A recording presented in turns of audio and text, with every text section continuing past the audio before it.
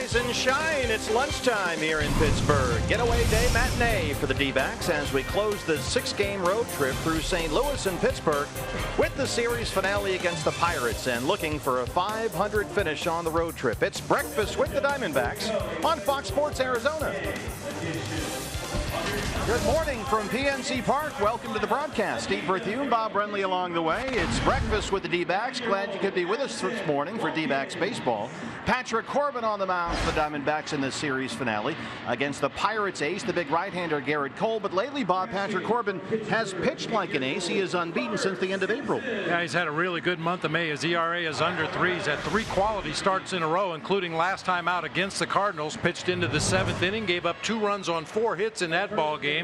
Patrick Corbin pitching like an ace, and he's going to need to pitch like an ace against Garrett Cole today. Yeah, you can see his numbers in the month of May. 1-0 with that 2.88 ERA. He won at St. Louis to open the road trip on Friday. Looking for another win here as we close it out. First pitch from PNC Park is next on Fox Sports Arizona.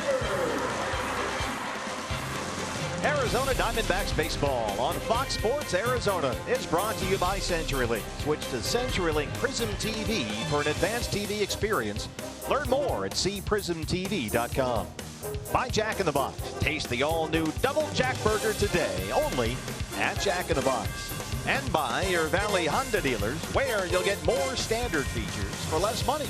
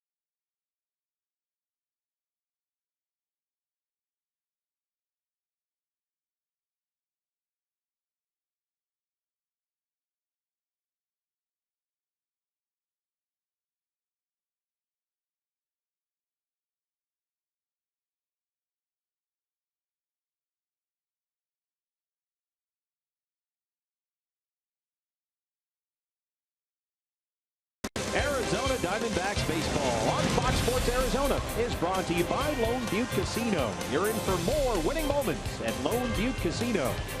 And by Cox Gigablast. How will you live the gig life? PNC Park in downtown Pittsburgh, PA. A warm and sultry afternoon on this getaway day matinee. Steve Berthune, Bob Brenly, and Todd Walsh with you. Humid and sticky. 75 degrees. Feels a lot warmer than that. Midsummer weather in the air here in downtown Pittsburgh for Chip Hale's Diamondbacks, who are 6 under 500, but a chance to close this challenging road trip through St. Louis and Pittsburgh with a 500 finish. Yeah, sometimes you just have to keep things into perspective. St. Louis is a tough road trip for any team, and Pittsburgh playing really good when the Diamondbacks rolled into town. Here's how Chip's going to line them up this afternoon. Gene Segura, good to see him back in the lineup at second base leading off. Michael Bourne out in center field. Paul Goldschmidt at first base. Jake Lamb at third. Brandon Drury out in right field with Babe Herman, Chris Herman doing the catching. Chris Owings in at shortstop today. Yasmani Tomas in left field, and Patrick Corbin on the mound. Kind of anxious to see Babe Herman get a crack at that very short right field porch here at PNC Park, where it's only 320 down the right field line. But again, that notch in left center is 410. Time now, Bob Brenly, for your Valley Honda dealers. Key to the game. Well, as always on Getaway Day, we're looking for happy trails. That always makes that flight a little bit shorter if you can win on Getaway Day. And obviously, if you don't win on Getaway Day, that's a long, quiet flight. We are on an airplane after this ball game back home to the great state of Arizona. Open up a weekend homestand against the Padres and the Astros. D-backs have their alternate black jerseys on. The Pirates going with a camouflage look. And your Arizona Ford starter for Pittsburgh is the big right-hander. It's Garrett Cole, now 25 years old. He was the first overall pick in the draft 5 years ago out of UCLA and had a breakout season last year. He was a 19-game winner. He finished 4th in the NL Cy Young vote this year. He's rolling. He's won 5 of his last 6 starts. Yeah, he's a guy that really likes his fastball, likes to try to get ahead with that four-seamer. He throws very hard. Average velocity this year just a tick over 95 miles an hour. He's got a slider and a curveball, occasional changeup, but this guy is the definition of a power pitcher. He's going to come right at the hitters. He's a big dude out there, too, 6'4", 230. Let's get a look at the Pirates around Garrett Cole. Our eye on defense for Pittsburgh is brought to you by Nationwide Vision Centers. Gregory Polanco out in right field again this afternoon. Andrew McCutcheon in center. Starling Marte over in left field. Jung Ho Gung at third base. Jordy Mercer at short. Sean Rodriguez filling in for Josh Harrison again today at second base. David Freese at first base. Francisco Cervelli back in the lineup behind the plate, and the right-hander Garrett Cole on the mound. Pirates are feeling pretty good about themselves right now. It's been a very successful homestand. They have a flight to Texas right after this ball game, but they come into today a season high 7 games over 500. They've won 8 of their last 10 as Michael Bourne and the Diamondbacks try and salvage this series finale. Get 1 here in Pittsburgh after winning 2 in St. Louis and finish the road trip 3-3. Yeah, you say it every year coming out of spring training. You'll like to play 500 on the road, win 2 out of 3 at home, and you look up at the end of the season, you'll be right where you need to be. And as I said before, St. Louis and Pittsburgh, a couple of tough road towns for anybody in baseball. If you can sneak away with a win today and go 500 on this road trip, you have to feel pretty good about it. Pretty good crowd here this afternoon. Everybody in a hockey frenzy here. The Penguins host a Game 7 just across the river tonight against the Tampa Bay Lightning. So it's a big sports day here in the city of Pittsburgh. A lot of Penguins sweaters all over the ballpark today. Gene Segura is back in there. Our plate umpire is Alfonso Marquez. He's got the balls in strike. Segura good to go after a day off yesterday. He has passed all his concussion tests and is all set. And we're set for breakfast with the Diamondbacks. Glad you're with us here on Fox Sports Arizona this morning. We'll be home later tonight. That's what we need. A brush back to Segura on the first pitch of the game. Really?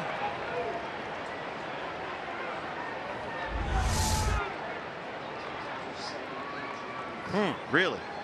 You're kidding me, right? Cole's only hit 1 batter all season. I mean, we've talked about this a million times all week because we've had to. This is what the Pirates do. They defend their position. They pitch inside, but inside's different than up and in. High pop up near the D-backs dugout first base side. It's drifting back, and Cervelli and Freese collide. David Freese recently moved over to first base from third. He's in there today against the lefty. Bangs into Francisco Cervelli. Only his 3rd start at third base, or rather first base. He's a third baseman by trade, but really no excuse for this. Got to be some communication as you get over there near that railing.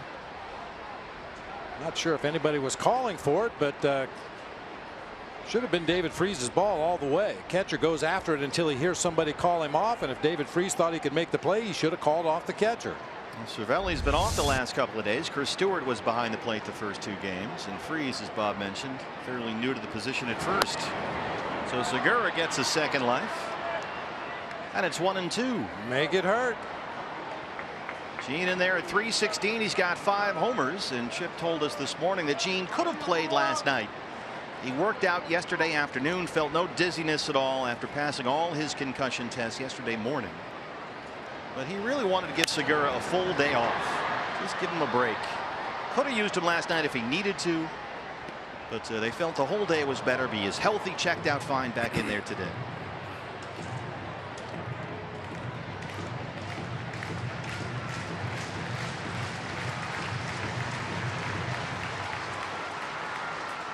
Kind of feels like we're playing the Padres with those camo unis on. I was just thinking the same thing. We got the Padres when we get back home. This is in the air, deep drive, right center field, and that ball's off the base of the wall. Welcome back, Gene Segura. That's double number 11. That's the way you pay back a knockdown pitch. Drive a ball over the head of Andrew McCutchen in center field. Lead off double for Gene Segura. That ball was smoked. It looked like that was a Garrett Cole slider down and away. What a nice piece of hitting that was to stay on that pitch and drive it to the opposite field the way he did. Chance to put a number up on the board right away against a very good pitcher in Cole. Here's Michael Bourne. Michael, do you start this afternoon in center field? And he laces one down the right field line. That's a fair ball. Segura can walk home on this one. Bourne is headed for second. Back-to-back doubles open things up for the Diamondbacks, and they lead it 1-0. Nice. Good start. Garrett Cole, like a lot of good pitchers in the game, you got to get to him early. Don't let him settle in, and the Diamondbacks are not letting him settle in. Double to the gap in right center, and then a double down the right field line. Second double for Bourne. Here's Goldie.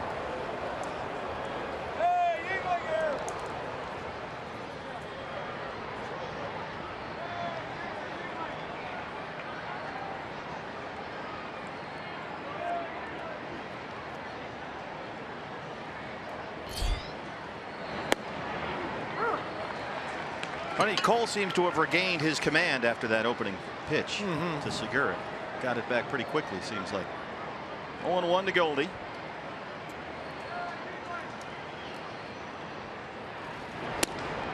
Just inside, a ball and a strike. Paul Goldschmidt, 241 and 8 home runs. Goldie 1 for 7 in the series. He was hitless last night, although he did break the Pirates' phone in the dugout when he smashed that line drive. It hit their phone and just smashed it to bits. Good. Yeah, show him. Take that. 2-1. He got an inside pitch last night and turned on it and just yanked it straight into that Pittsburgh dugout, which is on the third base side. Yeah, it's hard to pull the ball as hard as he did that far foul. Oh, he demolished that thing. Yeah, good. Yeah.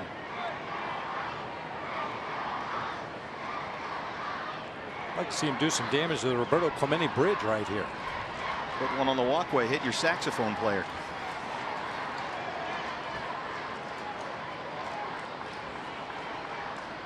Last night I heard part of Take Me Home Country Roads as I was walking by the saxophone player, and I'm trying to remember what the second song was. It was oh, Lowrider by War. I walked by, he was playing the theme to the Addams Family.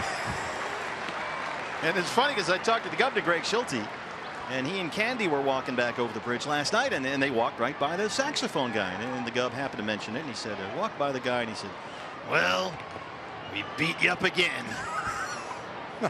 All right. Got a little bit of an attitude.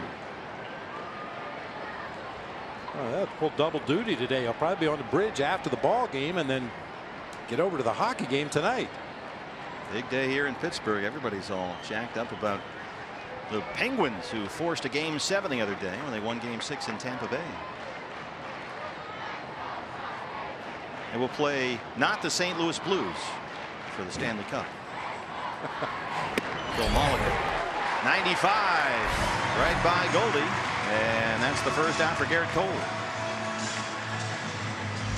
Well, Goldie chased that pitch in the end of the ball game last night. Yeah, fastball up and out of the zone. Just doesn't seem quite right. He's getting his hits, but once again, they're not the usual Goldie hits. The line drives, the towering fly balls. Jake Lamb, 276. He's got 6 home runs. Yeah, we haven't heard that Goldie sound very often the first 2 months of the year. Keeping an eye on Bourne down there at second.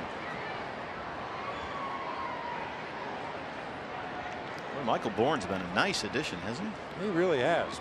Given another option out there in center field. He played right field the other night. Good speed at the top of the order.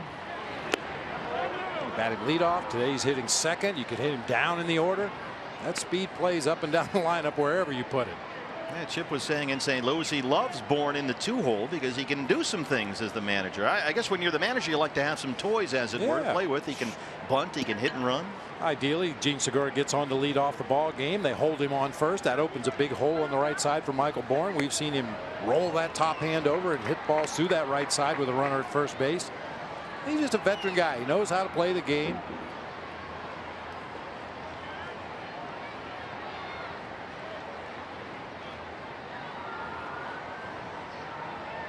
Two balls, no strikes on Jake Lamb. Down and away is in there. 2-1. Jake has hit safely in 4 straight games and 7 of his last 8. Did very well last night against lefty Jeff Locke and a walk and a base hit.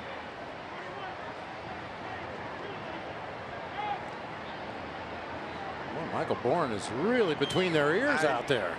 Is he the winning run in game 7? What am I missing here?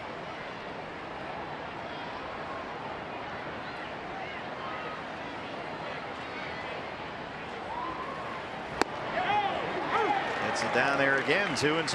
Well, it fell behind 2-0 in the count and threw back-to-back backdoor sliders to run the count even. A couple pretty good pitches that time from Garrett Cole. Well, this guy last year really emerged as the #1 type starter the Pirates projected when they picked him first overall back in the 2011 draft. He's the horse. He made 32 starts last year, Garrett Cole, won 19 games and worked just over 200 innings. He became last year a little more consistent with his command over the course of the year. Able to throw any pitch in any count to both sides of the plate. He averaged less than 2 walks for every 9 innings pitched. 2-2 on Lamb. Zoom ball got away from him and 96 and the count is full. Brandon Drury on deck. This year Garrett Cole has yet to put up any real big strikeout numbers. But he looks to be on a similar course as he was last year. Fastballs right at 96 miles an hour, both the 4-seamer and the 2-seam sinker. 3-2 pitch.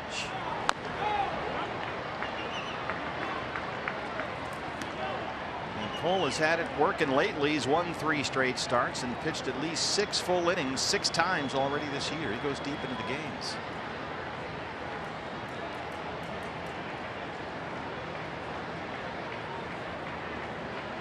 Good battle here. Garrett Cole and Jake Lamb. 1 out. Michael Bourne at second. A run in.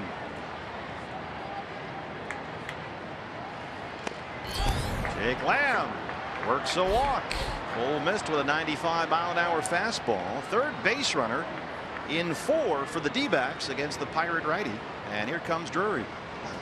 Good battling at bat that time by Jake Lamb to draw that base on ball. Set it up to Brandon Drury. First and second, 1 away. Cervelli wants a word.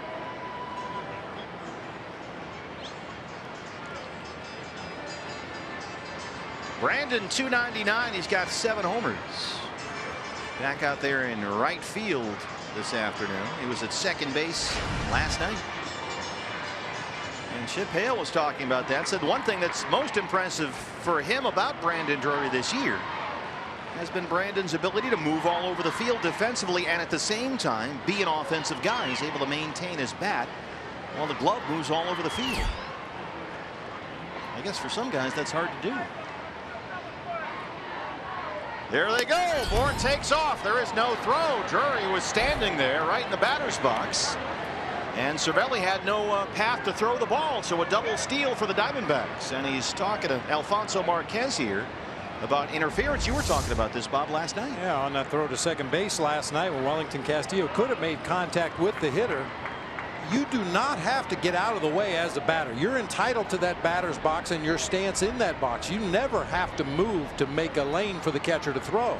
I think that's what Cervelli was arguing, that Brandon Drury backed right up into his line of fire. but he didn't throw the ball and there was no contact. So you can't call interference on the batter if you don't do those two things.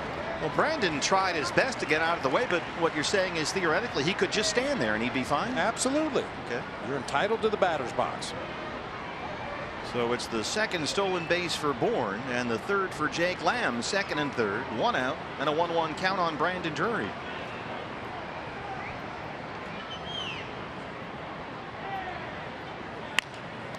A roller to third, Gump coming home, and Cervelli applies the tag to Bourne.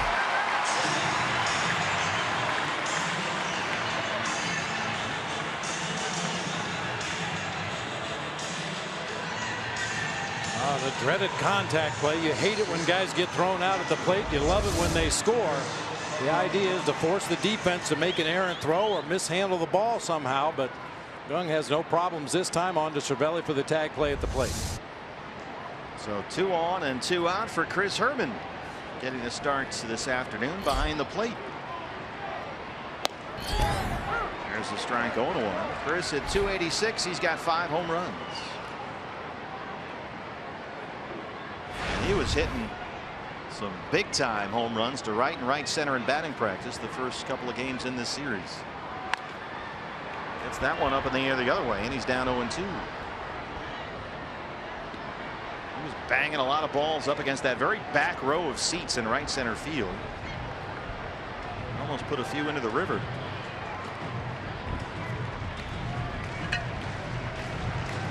Well, they've made Garrett Cole work, if nothing else. 1 run in, 2 on and 2 out.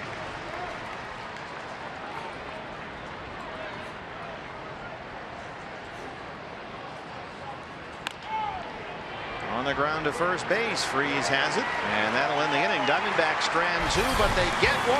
Patrick Corbin coming up.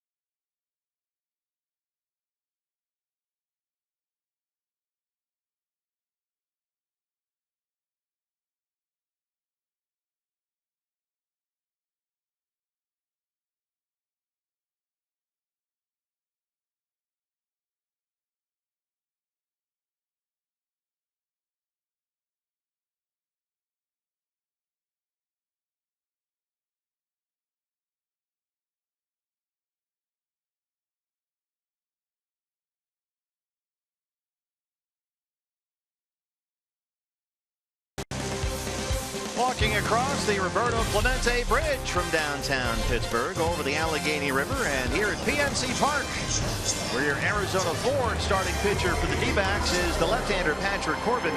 A winner his last time out on this road trip in St. Louis. That brought the ERA down under 4 for the first time this month, and Patrick has pitched into the 7th inning in each of his last 3 starts. Yeah, really, the only concerning thing about his last start against the Cardinals is the fact that Patrick walked 4 batters in that game to go along with the 4 hits he gave up. But for the most part, he was able to pitch around the trouble. Went 6 1/3, gave up only the 2 runs against the Cards in that game. Now, why might this be his most difficult hitter of the afternoon right here? Jordy Mercer leading off. Leadoff hitters this year against Patrick Corbin are 7 for 8. 7 for 8. 7 hits in 8 at bats and a walk, I believe. So the first batter of the ball game. First batter of the ball game. Well, it's Jordy Mercer, who's got 1 home run all year, and that homer came against Patrick Corbin at Chase Field last month. Very shallow center for Bourne. All right. Nicely done. We put the hex on him. The lineup for Clint Hurdle's Pittsburgh Pirates. Jordy Mercer leading it off, as we just saw. He'll be playing shortstop. Andrew McCutchen out in center. David Freese at first base. Jung Ho Gung at third base. Starling Marte out in left. Francisco Cervelli behind the plate. Gregory Polanco in right. Sean Rodriguez at second base, and Garrett Cole on the mound. Andrew McCutchen, 4 hits in the series, all singles. He's knocked in a run. Now, this has not been a typical Diamondbacks Pirates series in that Goldie and McCutchen haven't really been that involved in the offense in this series. Not like you're used to seeing two of the superstars of the game. Yeah, McCutchen, who's had a little bit of a slow start, a lot like Goldie, but he still has 8 homers and leads the Pirates in home runs. But all his hits in this series, singles. Corbin quickly behind, 3 balls and no strikes on Andrew McCutchen.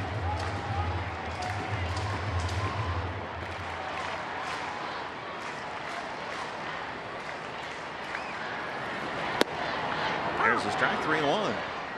D-backs will overshift on the left-hand side of the infield. Segura on the shortstop side is second. And Lamb near the line at third. Can't hold up, but it's a full count, 3-2. Wow. That's a 3-1 swing. That tells you where Andrew McCutchen is. There's something going on between the ears. I mean, 3-1, you've got to be aggressive. 1 pitch, 1 zone. Put a good swing on it. Ends up taking ball 4, but I don't think I've ever seen Andrew McCutchen take a hack like that when the count was in his favor. Our eye on the Diamondbacks defensively is brought to you by Nationwide Vision Center. Now, Manny Tomas once again out in left field. Michael Bourne in center today. Brandon Drury over in right field. It'll be Lamb and Owings on the left side of the infield with Segura and Goldschmidt on the right side. Chris Herman spelling Wellington Castillo behind the plate today, and Patrick Corbin on the mound. The first baseman, David Freese, who hit a 451-foot home run here last night. I was talking to Garvin Alston, the Diamondbacks bullpen coach, this morning, and I said, Garv, that Freese homer went right over your head, didn't he? He said, yes, it did. Yes, it did. It cleared the D-backs bullpen, which is in the front on the fly, and landed in the Pirate bullpen, which is in the back. His 3rd of the year. That one is on the ground and into left. A base hit for Freese. 2 on and 1 out for Pittsburgh, and here comes Jung Ho Gung. That's a rarity because Patrick Corbin this year, this is an amazing number to me. Against 3, 4, 5 hitters in the opposing lineup, he's held them to a 176 average. 3, 4, 5 are usually 3 of your best hitters, if not the best hitters in the lineup. Well, he's got some work to do here with Gunn, who has played in only 14 games all season, coming off a very serious knee injury last September. But nearly half his hits this season are home runs, 262 and 5 home runs. This guy has got some power.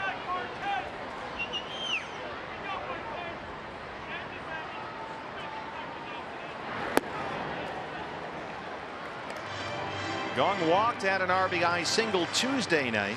He was not in the starting lineup last night. It was a late inning defensive replacement. But he's knocked in 12 runs in 14 games since he came back from knee surgery.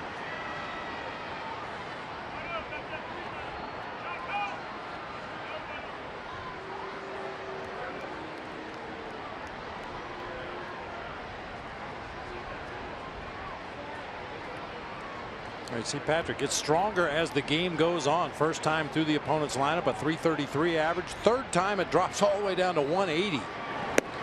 Swing and a miss, 1-1. Well,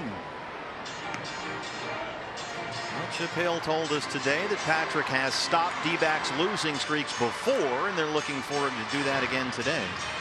Up against the Pirates' #1 guy in Cole, so the Diamondback can finish this trip 3-3. But he's in immediate trouble.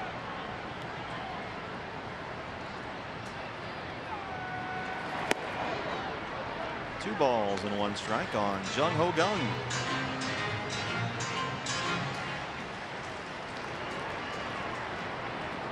Patrick had a difficult time with these Pirates at Chase Field last month. You'll remember he allowed 3 home runs to the first 10 batters of the ball game. It was actually 3 homers in a span of 4 hitters. That speaks to those numbers that we were just looking at. Rodriguez, Polanco, and Mercer all got to him.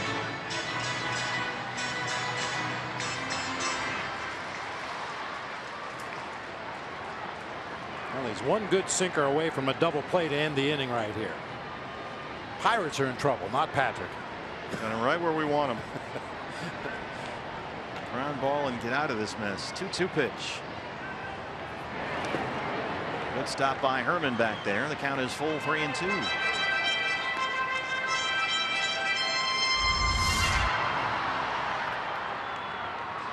Not really surprising. Chris Herman walks that one up perfectly. When you're the backup catcher, you better never let a ball get underneath you. That's part of your gig. And he's gone to a full count on 2 of the first 4 Pirate hitters. Three-2 to Gung. Bounced in the hole. Jake Lamb coming in. Runners move along. That's the second out. Well, not hit hard enough to turn 2, but one out away from getting out of this early jam for Patrick. But now he'll deal with Starling Marte.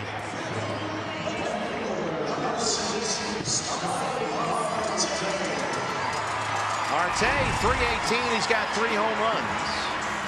0 for 4 last night. Struck out twice. That snapped a 6-game hitting streak. He's got McCutchen, the runner, at third, and Freese at second. 2 outs.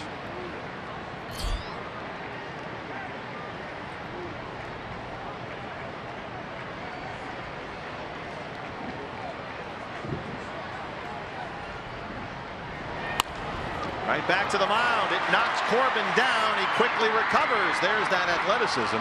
And Corbin strands 2. He keeps it a 1-0 D-backs lead.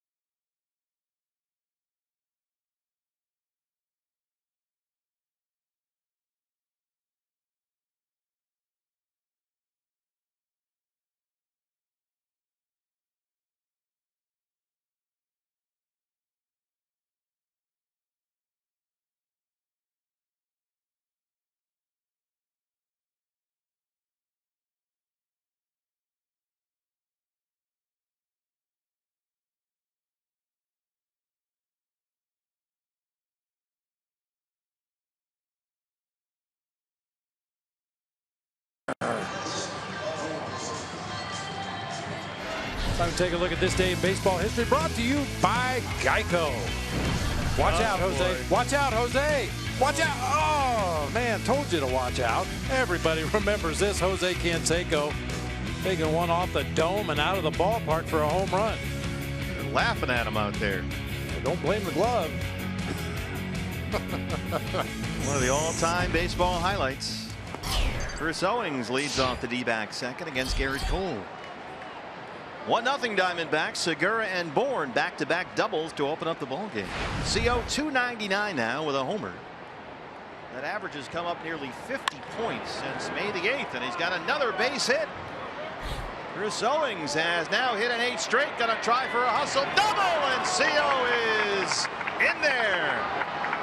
His 9th double. Chris Owings. That'll get him up over 300. Stay hot.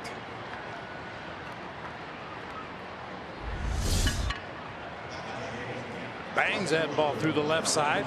You see him busting it out of the batter's box. That's how you get hustle doubles. It's not hustling first to second. It's hustling out of the batter's box. And McCutcheon with a late break that time ends up running laterally kind of away from the play as he picked up the ball, and CO thought it was worth an attempt, and he makes it. It's remarkable how many times, Bob, that Chris Owings' speed has been on display and come into play over the course of this year. Yeah, between the defense and center field, running the bases, it shows up all over the field. Speed never takes a day off. Nor does hustle. He's now hit in 8 straight and 15 of his last 16 games, Chris Owings. Yasmani Tomas back in the 8-hole, looks at ball 1, 299 and a homer. Or pardon me, 286 and 6 home runs after Tomas somehow snuck one inside the foul pole here last night. I don't know how he kept that fair. Had a home run and a double last night.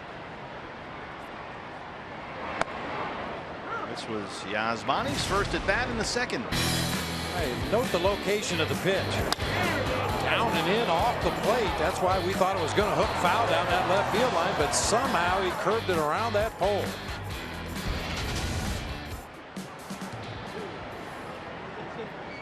One pitch. Right back to Cole. They'll look Owings back to the bag and record the out at first. 1 away. I'm contractually obligated to give you another this day in baseball history, since it involves our buddy Brandon Webb. What did Webby do on this day? Back in 06, he won his 8th game of the season, go a perfect 8-0, back-to-back shutouts. Today it was against the Reds back in 06. Way to go, Webby. Cole now at 30 pitches already after just 4 outs. Patrick Corbin checks his swing, ball 1.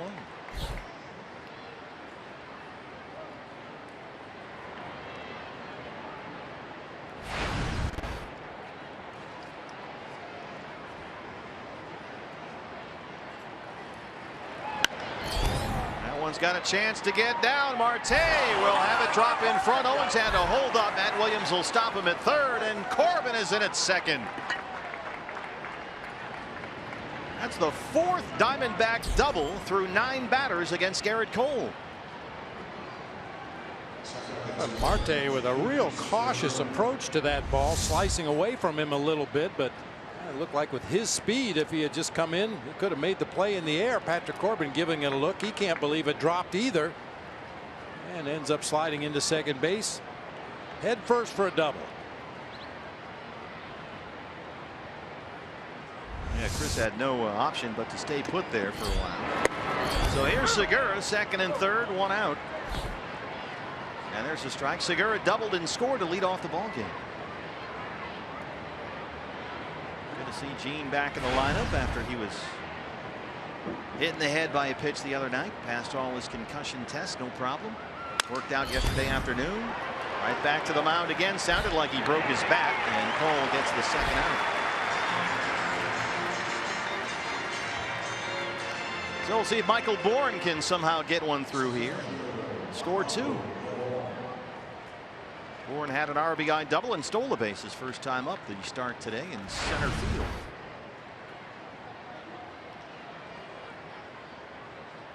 Diamondbacks already with 4 hits, all of them doubles.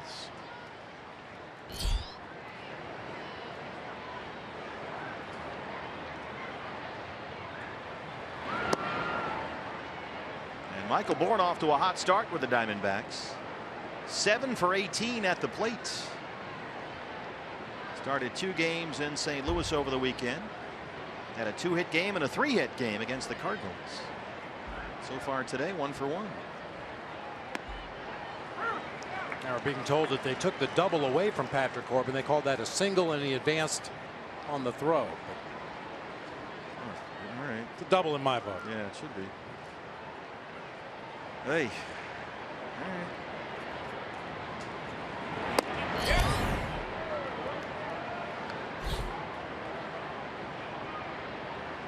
Things work funny out here sometimes.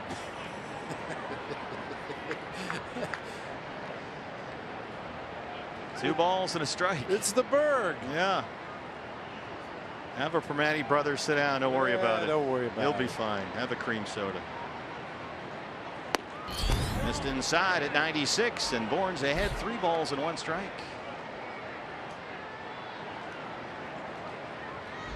Cole can't believe it. He wanted the call right there. Cervelli was set up on the outside corner. He reaches across the plate. It looked like the pitch did catch part of the inside corner there, but missed his spot by such a wide margin he didn't get the call.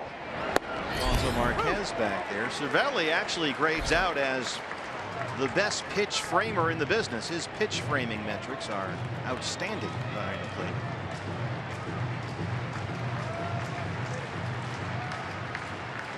Owings is the runner at third, Corbin at second, 2 outs, and a 3-2 count on Michael Bourne.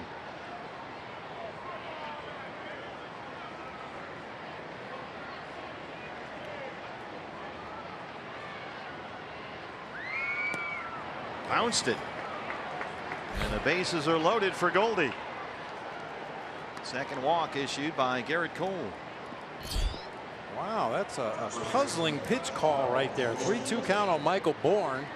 He throws him a slider and didn't even come close to the plate. Now you got to face Paul Goldschmidt with the bases loaded. Goldie struck out, chased a high fastball his first time up.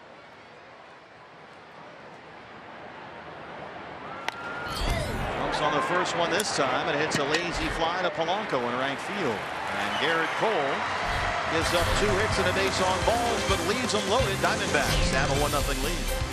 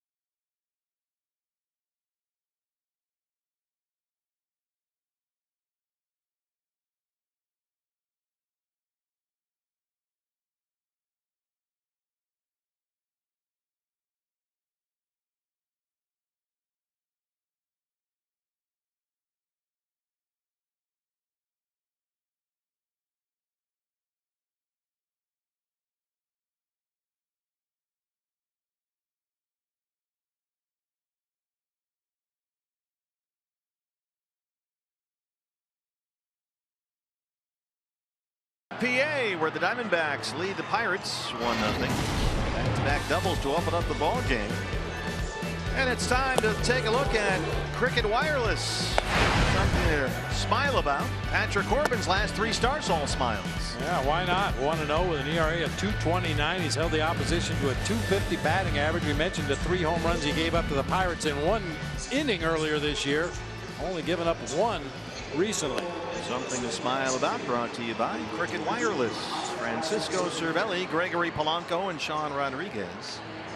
6, 7, and 8 due up in the Pittsburgh second. Cervelli, his first appearance in this series after the first 2 games off.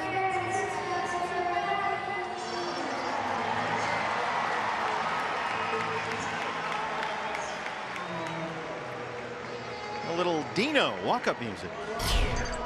Hey, how do these people get in my room? Walks out on stage. Yeah. Cervelli 267. Still getting on base at a very productive clip, but there's almost no power there. Still without a home run. In fact, he's got only 5 extra base hits all year. He does have the most RBI among all National League players who have yet to hit a home run. He's got 20 driven in without hitting a bomb. Your staff dug that one up, They did dug they? that up, yeah. Well, he got off to a great start, Francisco Cervelli. He hit over 320 in April, but the pace has slogged this month. He's batting only about $190 in May. One extra base hit all month. Corbin behind 2 balls and 1 strike.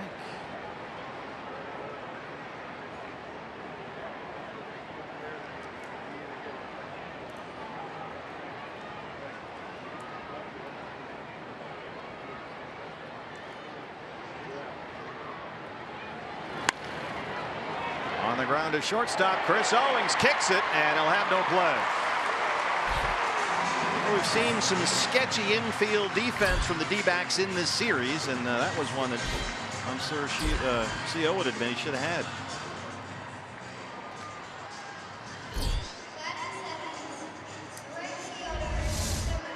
Chip and his staff, they take every loss hard. They even take wins hard if you don't play the game the right way. And defensively, the Diamondbacks have just been a tick behind everything recently.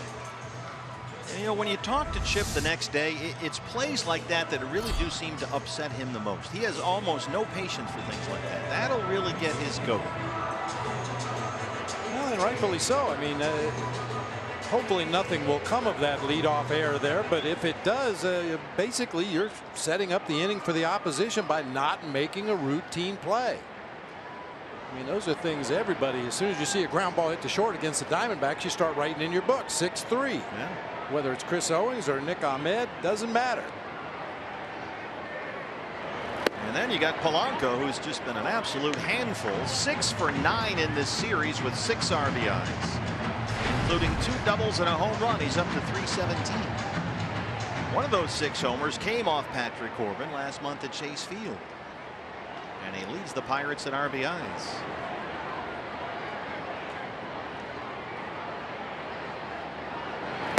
It always seems relatively harmless when somebody commits an error like that. But then when you go back and look at the inning, boy, that error on so-and-so really proved to be a big issue. Immediately puts Patrick in the stretch position. Really changes everything. Changes the pitches you call as a catcher. Changes the way you line up your defense. Goldie now forced to hold on the runner over there first for a guy that can pull the ball to that right side.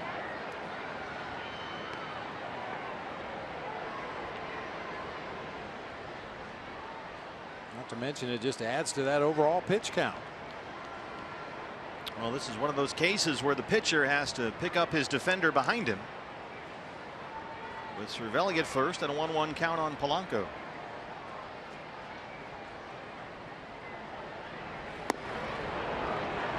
And Polanco spinning around like a top, a ball and 2 strikes.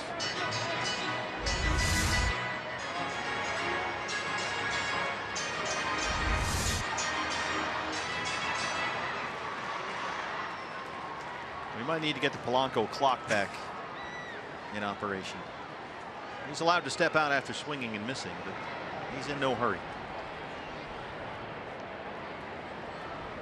1-2.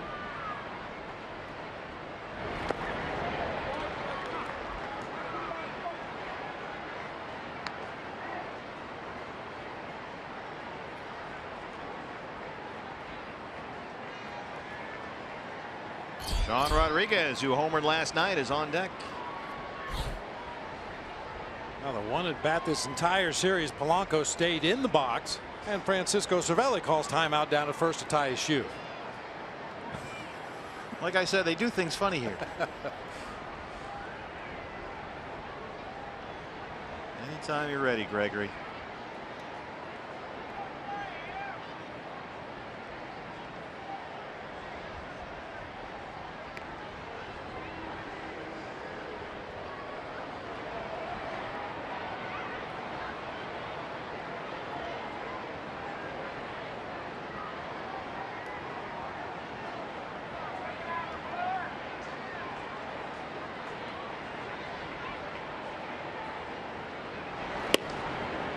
Fastball missed inside, and it's a full count, 3-2.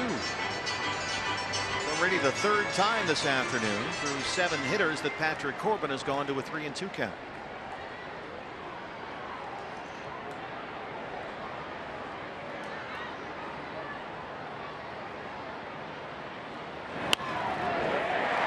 base hit for Gregory Polanco. He slaps it the other way. That's his 7th hit in the series.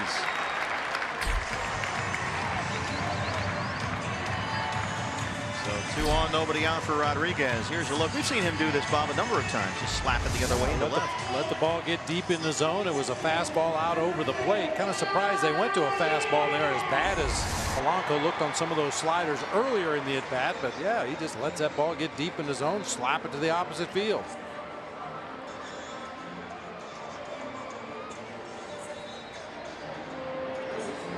John Rodriguez back in there at second base. Josh Harrison is still under the weather for the Pirates. He is ill.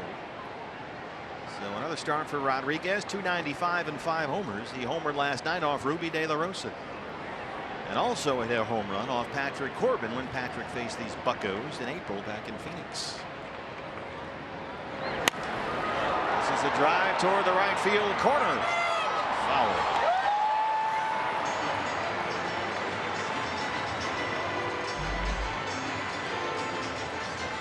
Talking about how much harder Patrick would have to work following that error to open up the inning. He went to a full count on Polanco. Polanco won that battle with an opposite field single. Now he's got to deal with Rodriguez. 2 on and nobody out.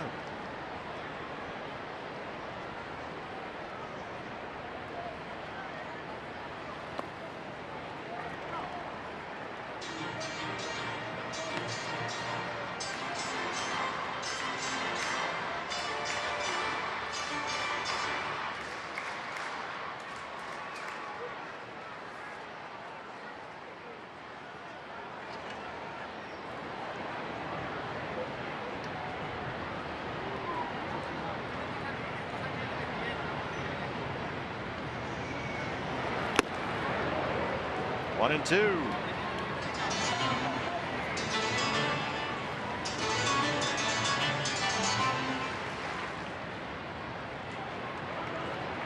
Tell you what, you get a ground ball here from this guy. Get 2, got the pitcher coming up next. That'll work. That'll work. Patrick at 30 pitches, only 16 strikes.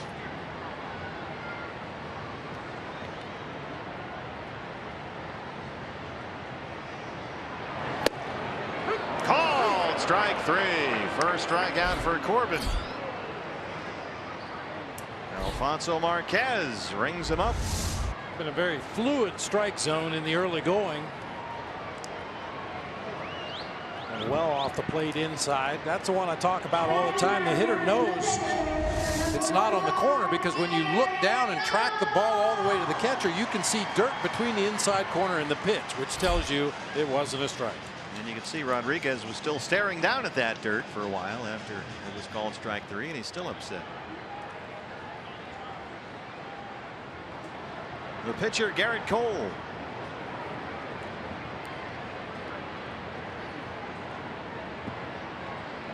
A 111 hitter on the year.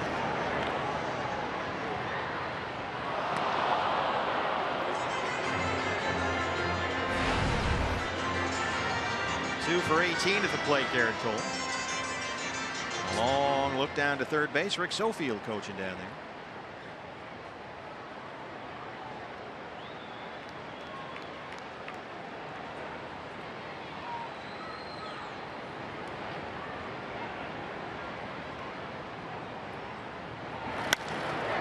Fly ball, left center field. This one is carrying way back, and it's gone. Garrett Cole, a 3-run homer, and it's 3-1 Pittsburgh.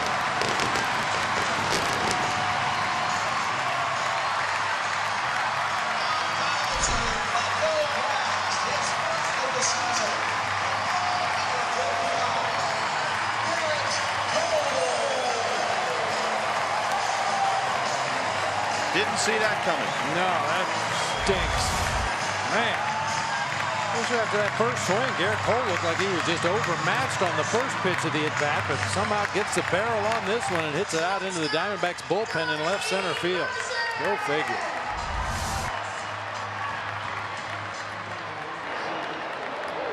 Jordy Mercer. Second career home run for Garrett Cole. There's a strike on 1.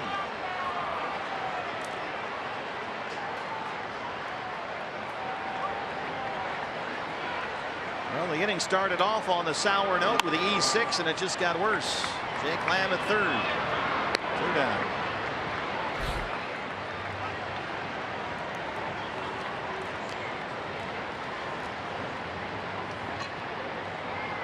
Certainly you'll look back at that error to start this inning, but as long as we're looking back, the Diamondbacks have already left 5 runners on base through 2 innings today. They've had their chances, that's for sure. A lot of baseball left. It's not like Cole has been super sharp. He's walked 2 and given up 4 hits. McCutchen walked his first time up. A shade over defensively on the infield toward the left-hand side.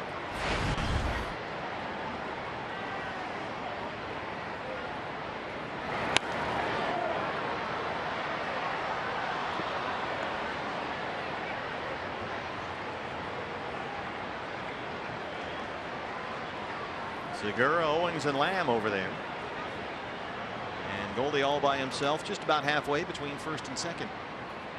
A fly ball to center, very shallow center. Segura will drift out there from his second base position, and that's the end of the inning. But Garrett Cole, the Pirate pitcher, hits a 3-run homer, and the Diamondbacks trail at 3-1.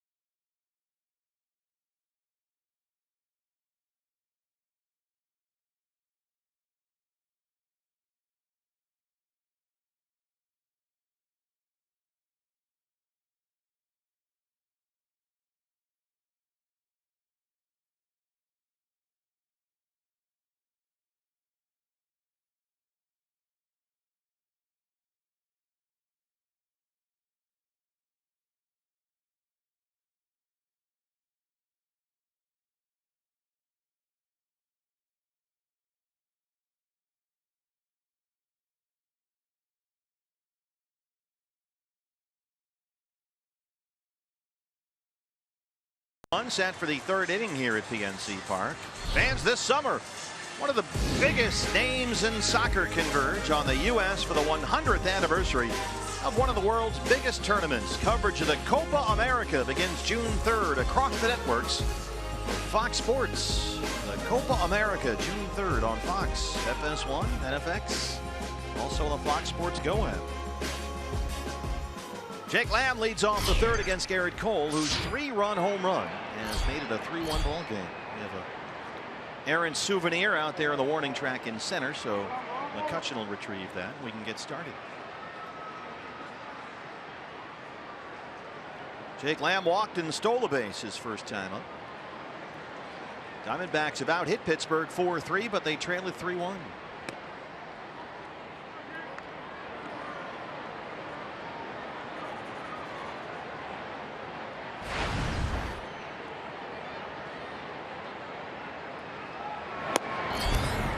.95 from Cole. He will be there consistently with his velocity. Both the 4-seamer and the 2-seamer average 96.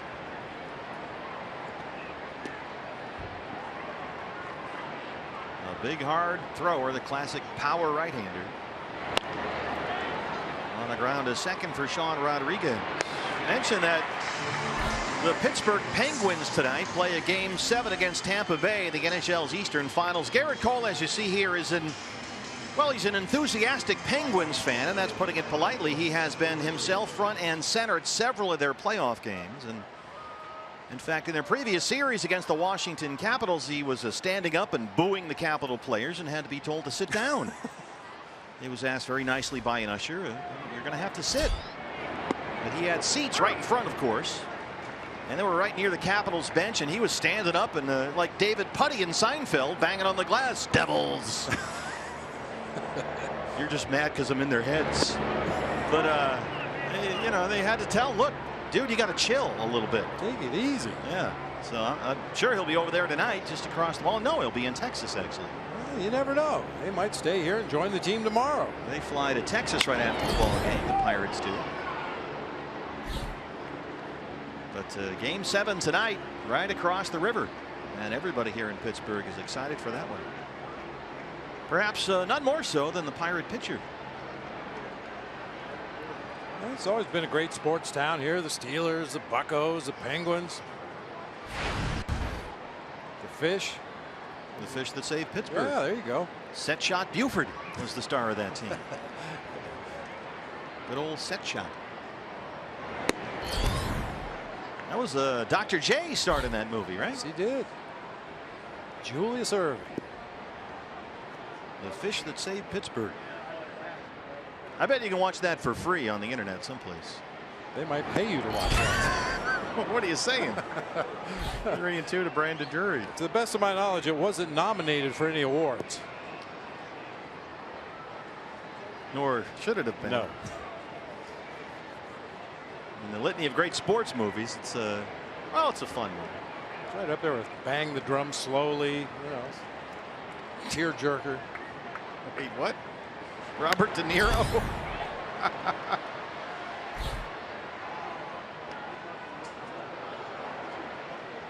50 pitches already for Garrett Cole. He's had to work out there. 32 strikes.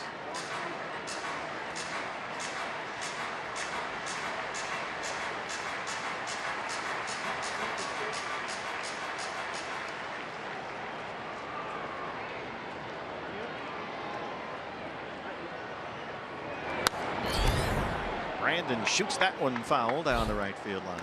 He's got one hit in the series, a single last night.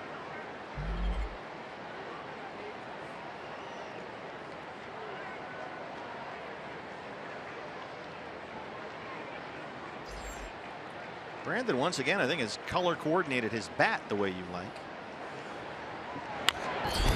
This is the chopper, going to be a very tricky play, and they have no play. Drury's aboard the swing and bunt. Perfectly placed. Swing hard, hit it soft. I'll bring up Babe Herman. The Babe grounded out in his first at bat against Garrett Cole.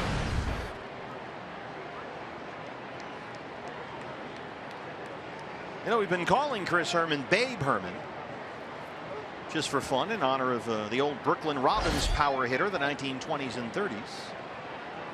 He was a left-hand power hitter. He played some outfield like Chris does. But Chip Hale was telling us in St. Louis he has a few other nicknames that he likes for Herman. He calls him the Herminator. Herminator. Or Chip's favorite is Herm the Worm. So you can just take your pick.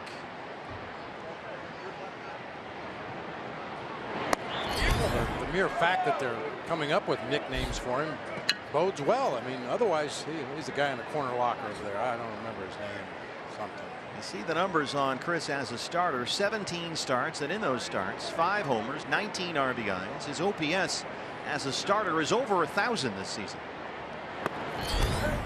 And he's ahead 2 balls and no strikes. Yeah, if they're calling you dude, that guy over there, new guy. Okay, 10. Let's call the guy by his number. Did guys do that? Oh yeah. Hey, rookie. Hey, Rook. Give me a cup of coffee, Rook. Back in the day, that was my job. My first couple years in the big leagues. Candlestick Park, the ramp up to the visiting clubhouse and the umpire's room was right next to our bullpen in right field. And the first base umpire every night it seemed, would come down there. Hey kid, go get me a cup of coffee. Drury takes off and Herman fouls it away. 2-2. So I'd run up to the clubhouse and get a cup of coffee and have it right there in the door that went up the ramp, and between innings the umpire would come over and have a couple of sips of coffee, maybe fire up a heater while he was waiting for the inning to start, and then run back out on the field. But those were the good old days. yeah, when you're the low man on the totem pole seniority wise, you go get the umpire a cup of coffee anytime he asks for it. Had the runner started that time on a 2-1 count.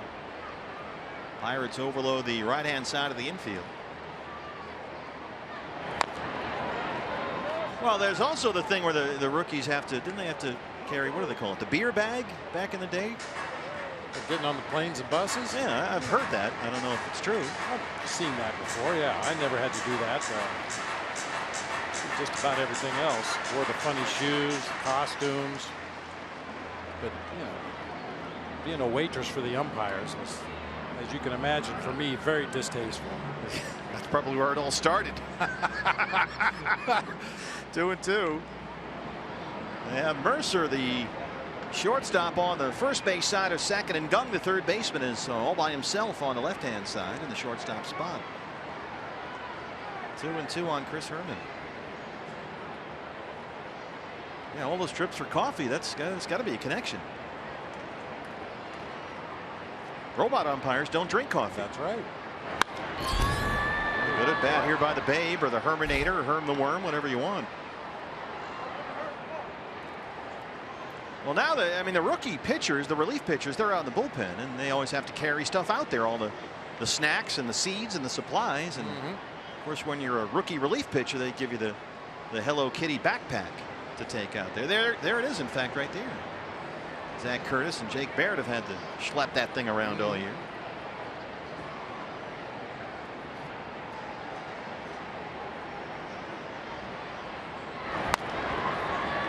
Foul ball. They stopped there by Freeze. Those third base instincts kicked in that time. Right in front of Dave McKay down there.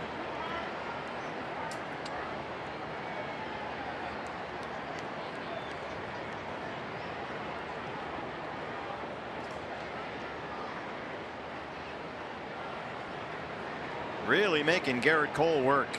Chris Herman, very, very good at bat. One out, Drury at first. Another 2-2 pitch. And another ball in the seats.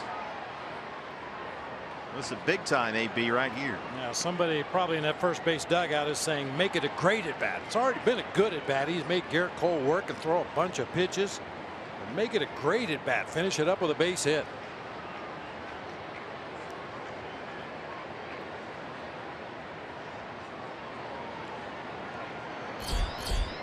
Red hot Chris Owings on deck.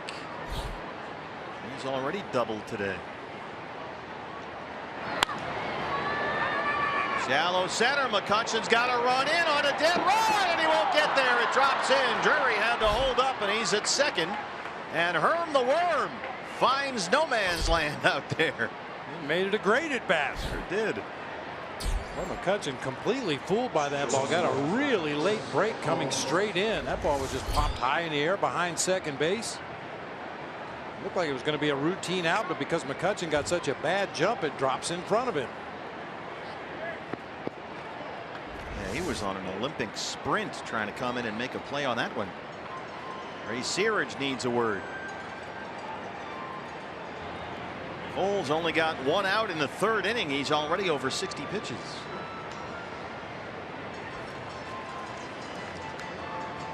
Hey fans, spend your Memorial Day weekend with us at Chase Field coming up this Saturday, May 28th. You can get the D-backs mesh pool bag courtesy of Manabee Homes, and then on Memorial Day, Monday, you can pick up the D-backs barbecue apron courtesy of IHOP. Should be a really, really fun homestand. You got Matt Kemp and Andy Green will be back with us.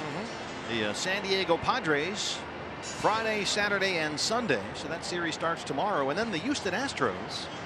We play one of those deals where it's 2 at our place and 2 at their place. So the first 2 games, Monday and Tuesday, are at Chase Field.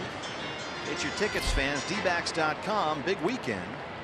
The mesh pool bag coming up Saturday, and then the D-backs barbecue apron on Memorial Day. Chris Owings doubled his first time up. 2 on and 1 out. Diamondbacks have had their chances against Garrett Cole. He's had a lot of traffic around him on the bases, but so far just the 1 run.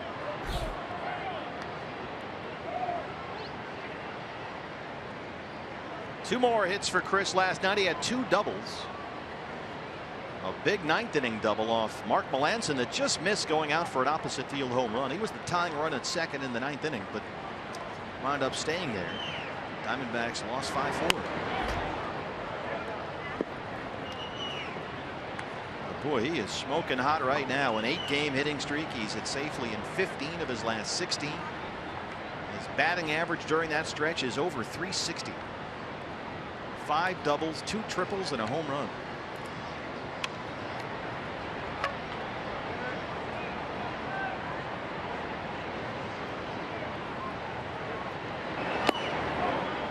Boy, Garrett Cole is not sharp today. He's worried about the Penguins game 7. Early start here, 12:35 local start, but he has labored. Pitch count like that through 3 innings. It's a hot day here too. We're not even through 3 innings yet. Yeah, it's hot and muggy here. Typical Pittsburgh day for this time of year. 96 is in there for a strike, and it's 2-2.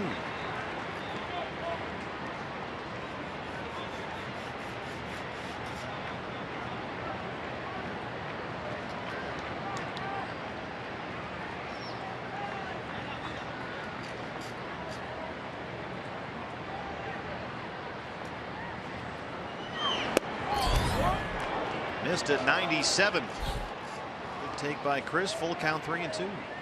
He's missed right down there at the bottom of the zone a number of times already today. Cervelli always holds the ball there a little extra long, giving Alfonso Marquez a good look at it, but he's not biting on that pitch below the knees.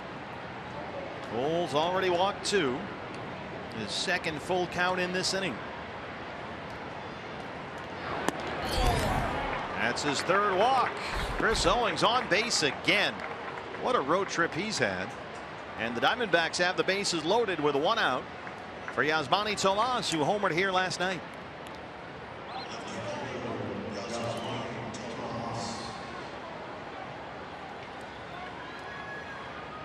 Drury is the runner at 3rd, Herman at 2nd, and Owings at 1st.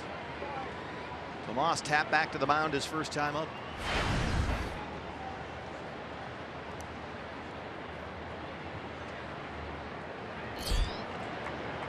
Got to take advantage right here.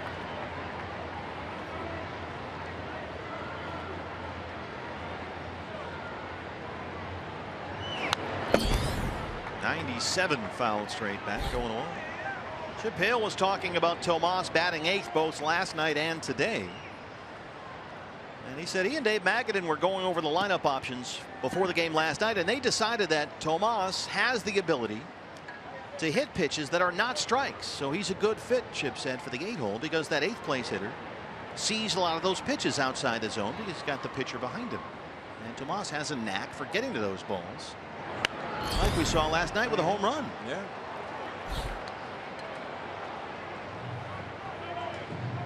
And Chip said, look, we've seen Tomas hit pitches that were about to drill him in the chest.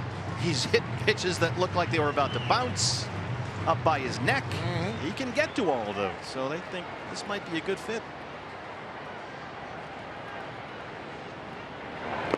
He waves at that one and strikes out. 2nd strikeout for Cole. It really does Cole a favor here. That's a slider, was never in the strike zone, bounces over in that left-handed batter's box. Now it'll be up to Patrick Corbin to make something happen here with 2 outs. Well, Patrick slapped one the other way for what was ruled a single. Ended up at 2nd base. It dropped in front of Starling Marte out there in left.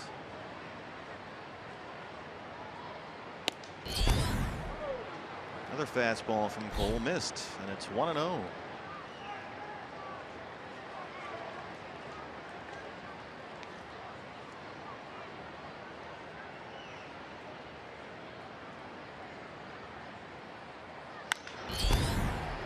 Sean Rodriguez at second. Diamondbacks waste a golden opportunity. They leave them loaded, trailing 3-1.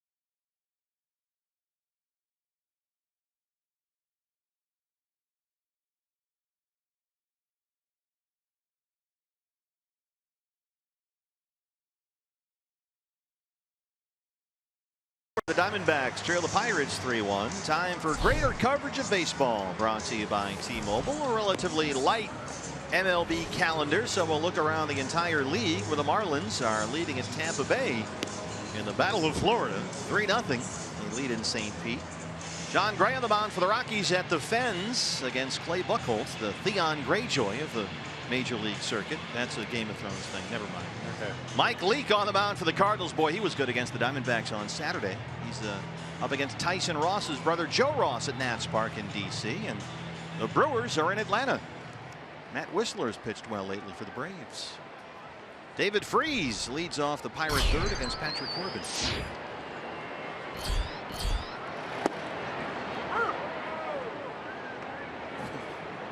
That's a good point. It was just pointed out by the truck that the Diamondbacks have more wins in Atlanta than the Braves do. But the Braves are doing that by design. 2-19 at Turner Field this year for the Bravos. How are we looking?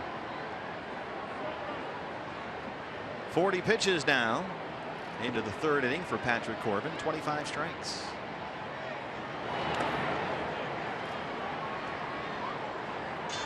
David Freese, another right-hand bat in there for Clint Hurdle against the lefty Corbin. Something relatively new for the Pirates. Moving Freese over from third now that Jung Ho Kang is healthy, having him play some more first base, while John Jaso sits against the lefty. Just the third start this season at first base for David Freese. He played a handful of innings at first while he was a St. Louis Cardinal, but that's really been about it. Still a relatively new spot for him. Very slowly to second for Segura.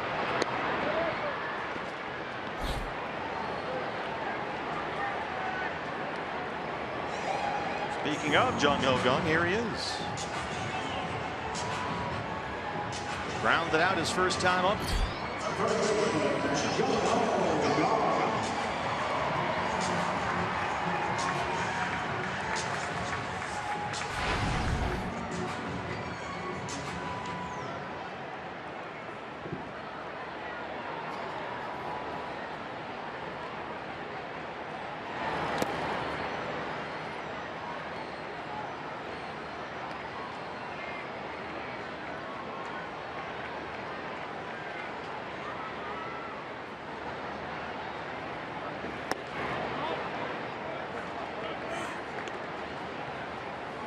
You all right? That zone, that strike zone, man. You would think if there was an effort to speed the game up a little bit, the strike zone would get bigger. It does from time to time. That's the problem. It breathes. It expands in and out. Yeah, like an amoeba. Wow. Right center field for Gung, and that'll roll to the wall. Jung-Ho Gung, another extra base hit. That's his fourth double.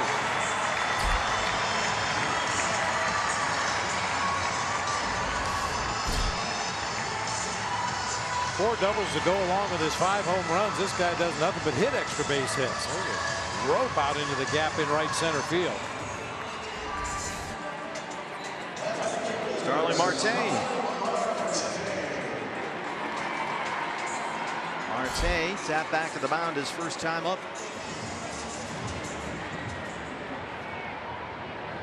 Watch how busy this guy is with his hands. He just kind of whips the bat, wiggles a lot.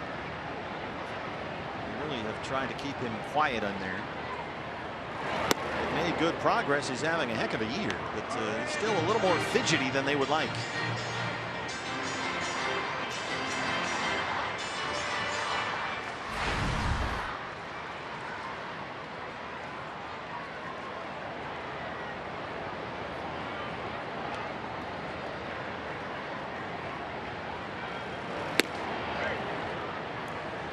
If you can kind of catch him between bat waggles, he's always going to be hurrying to catch up. It's one of those things that the hitters use it as a timing mechanism, but because it is so involved and so drastic, occasionally it makes Marte be a little bit late on deliveries. He should hit hard. Yeah, the key they have said is Marte's hands. It's his hand position. And they're trying to get him to slow down and relax. You'll see there's that wiggle forward with his hands, and then they'll kind of move back toward his back shoulder. And that's a sort of a technique they put in place to remind him to keep his body calm and his hands where they're supposed to be in the right position. Trying to get him to trust his hands a little bit more and use less of his body. Stop wiggling around so much. Now the hands will come out and then back in.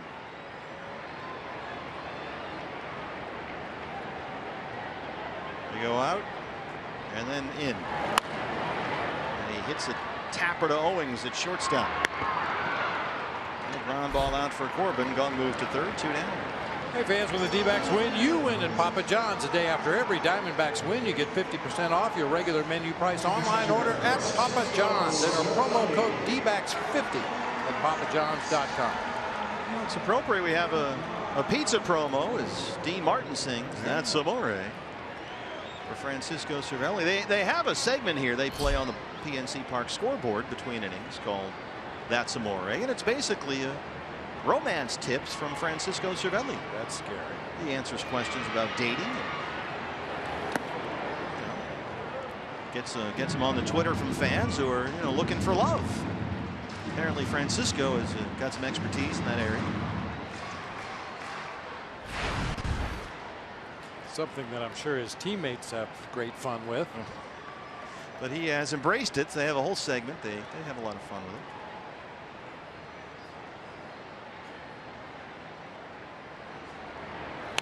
Well, it's interesting. They used to have in Pittsburgh back in the day Franco's Italian Army for Franco Harris. Oh yeah, sure. And they've sort of adopted that here with Cervelli. They have Franco's or Francisco's Italian Army, but he's from Venezuela. But they play the Italian music and they have the Italian colors and the whole thing. But he's from Valencia in Venezuela. They do things differently, apparently. 2 down, Gung at third.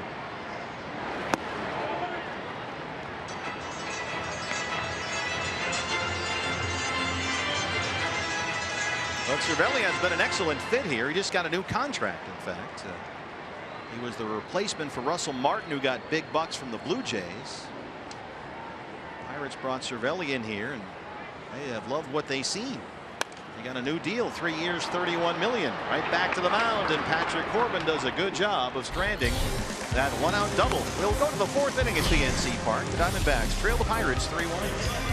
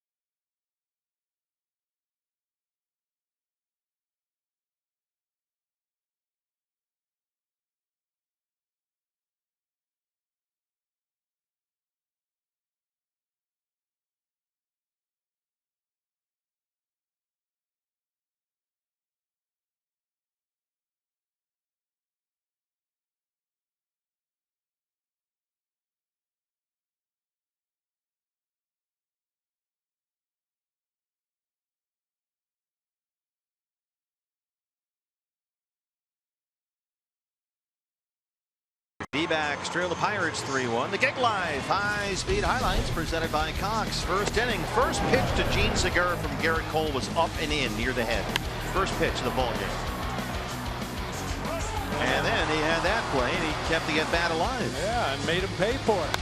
Takes that slider down low and away, drives it to the gap in right center. That's the way you pay back somebody for knocking you down. And then Michael Bourne followed. Back-to-back doubles open the ball game for the Diamondbacks as Segura scored. That made it 1-0. Pirates got 3 on a 3-run homer by the pitcher Garrett Cole. And that's where we stand as Segura leads off the fourth.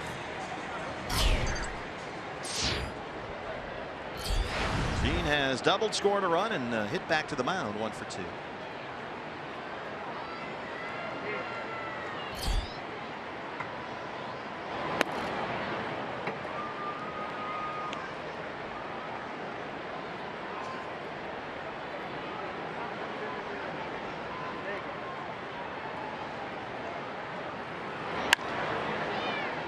Jordy Mercer at shortstop. And he's a very solid defender out there. You don't hear much about Jordy Mercer when you're talking about good defensive shortstop. This guy makes a lot of nice plays. He does make a lot of plays. I think it's because he's not as smooth as some shortstops in the game. That one he kind of stabbed at the backhanded play, but he comes up with it more often than not. I remember that double play he turned in the 3rd inning last night when Ricky Weeks just smashed a rocket right to shortstop. He made a beautiful backhand spin and throw to start a double play. Here's Michael Bourne, who was doubled and walked. For a long time here in Pittsburgh, it seemed like Jack Wilson and Freddie Garcia were going to play together up the middle forever. Those guys could complete each other's sentences. They worked together so long in the middle infield for the Pirates.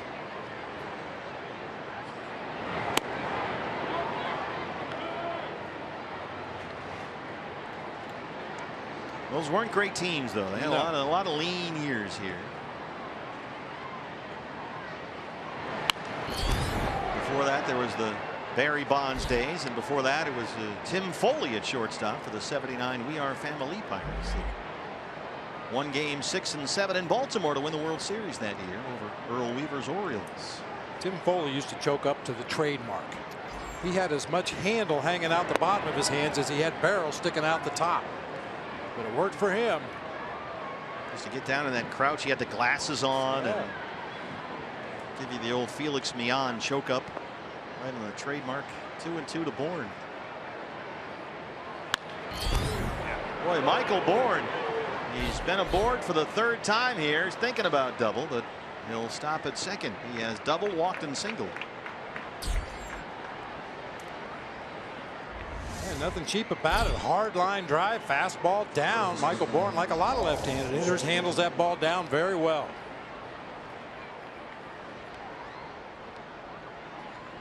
So Michael is now 8 for 19 at the plate as a Diamondback. Here's Goldie, who has struck out. And last time up, swung at the first pitch with the bases loaded and 2 out against Cole and hit a harmless fly ball to right field. Diamondbacks about hit the Pirates 7-4, but trail at 3-1. They've had lots of opportunities. Left them loaded in the 2nd and the 3rd. Cole now at 80 pitches, 52 strikes.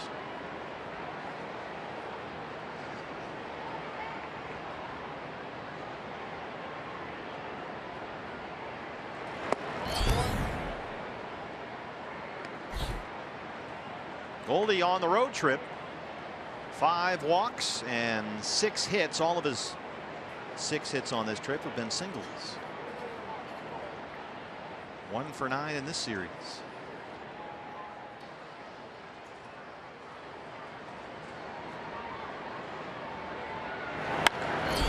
Hits it right to second. Rodriguez. Mercer gets a foot on the bag and they turn 2.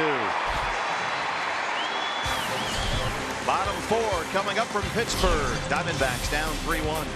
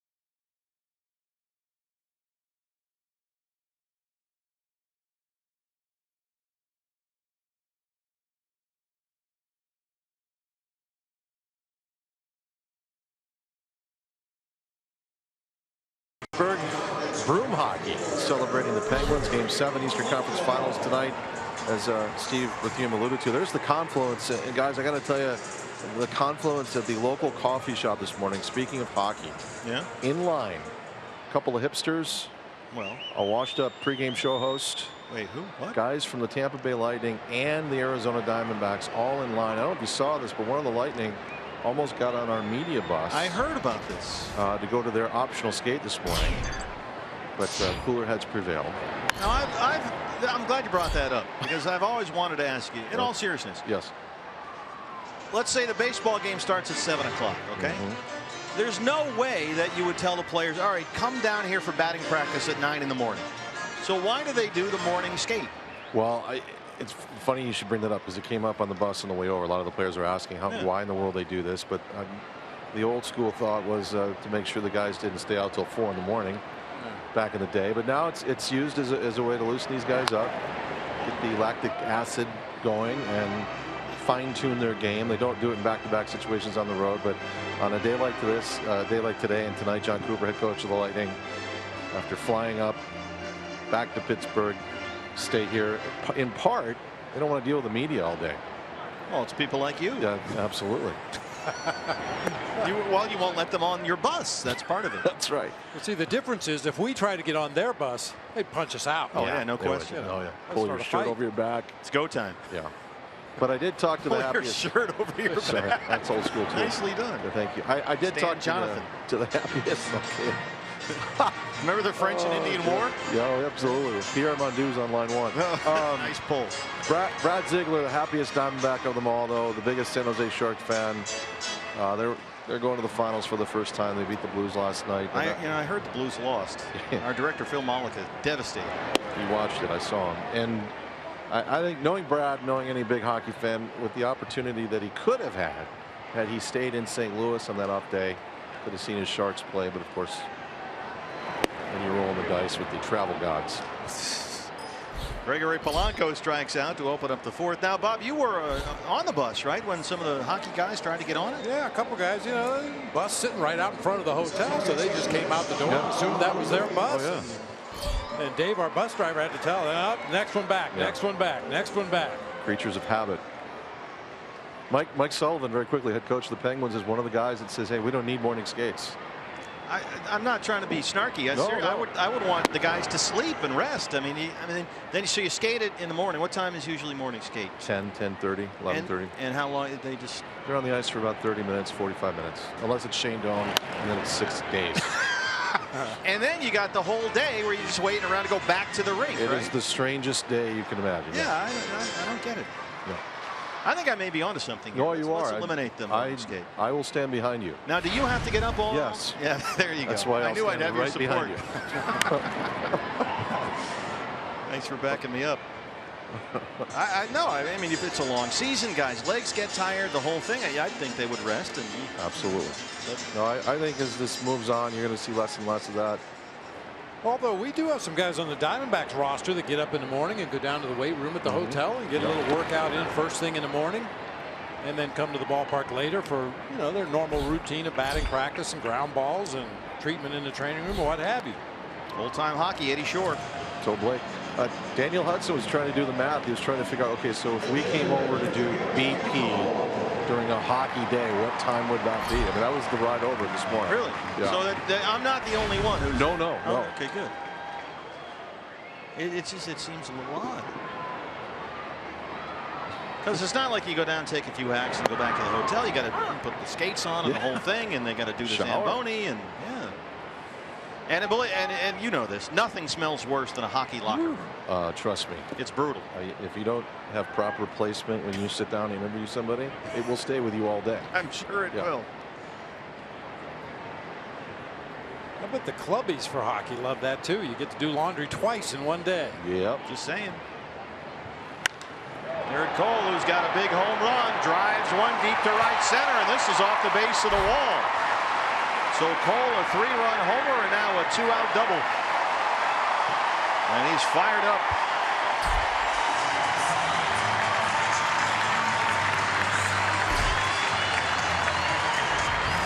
that easy, Garrett Cole. Of course, I guess it is when you get a center cut fastball up and out over the plate like that. Short hops the wall out there in deep right center field. His second extra base hit of the game. Well, Patrick struck out Polanco and Rodriguez, two guys who had homered off him in the game at Chase Field last month, but he's made two mistakes to Cole. A 3-run homer, now a double, and Mercer steps in with Cole at second and 2 outs. Thanks to Todd for that report. First time I've ever walked outside the hotel, and there's a whole bunch of fans out there holding hockey sticks. Yeah. Looking for Lightning players to autograph the sticks.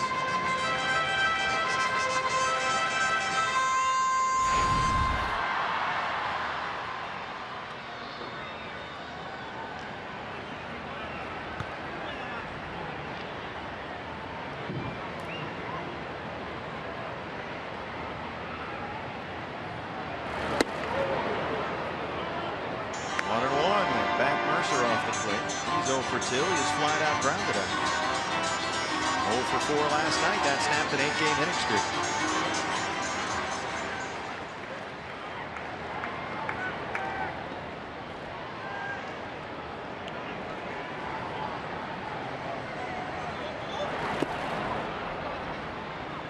Slider gets strike 2.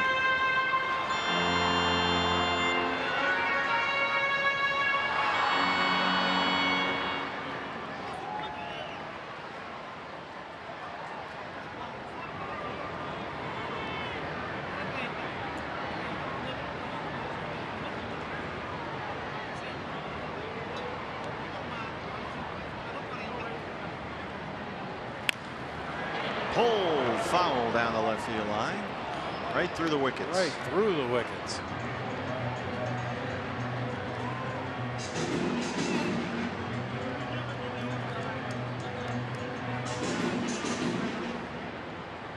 I looked out the back of the press box earlier today, and I think every school bus in the state of Pennsylvania is parked outside the stadium today. Yeah, we are really lucking out with these science and weather days at the ballpark. Yep. Show up here half asleep, and there's 5,000 screaming children learning about tornadoes. Swing and a miss. And there's a strikeout. 3 in the inning for Corbin, 4 for the ball game. He strands Cole at second and keeps it 3-1.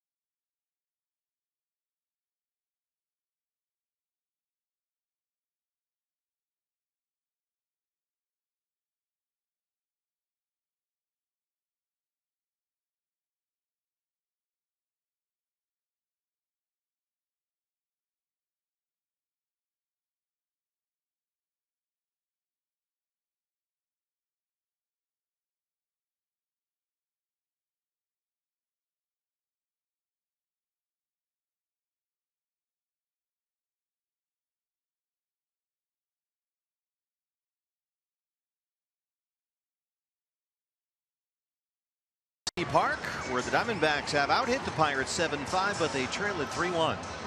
It's a little muggy here today. Fans, here's your chance to beat the Heat.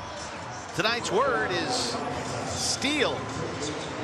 Log on to foxsportsarizona.com/beattheheat and enter that word for your chance to win a trip to San Diego for the July 4th weekend. From now through June the 5th, we will provide the word of the day during each game. Once you see it, go to foxsportsarizona.com/beattheheat and enter that word. The more times you enter, the better your chances. The password is steal. Well, I got to say that whoever's been coming up with these passwords, I mean, we've had bridge and steel. I think water was one the other day, or river. And note the spelling, not steel like steal a base, like Steel City. I mean, I guess they're geographically inclined. But you got to give them an A for creativity, I guess. Trying to make it fit wherever we go. Sure. Diamondbacks have had lots of chances. They left the bases loaded in the second and the third. They had a runner at first in the fourth with one out. Goldie hit into a double play. A lot of D-back fans with us here. They've been out there on the Twitter. They got a tour of the ballpark I saw yesterday, I think. Our Diamondback contingents all over PNC Park here. As D-backs look to salvage this series finale and finish a 500 road trip through St. Louis and Pittsburgh. But they trail Garrett Cole and the Pirates 3-1. Jake Lamb, Brandon Drury, and Chris Herman 4, 5, and 6 due up in the Arizona fifth. Lamb has walked and grounded out. He's 0 for 1.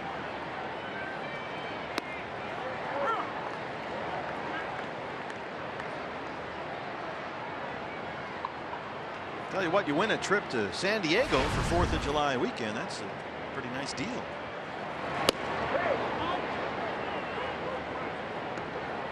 We're going to trip San Diego just about any time of year is a good deal. That's right. No lose.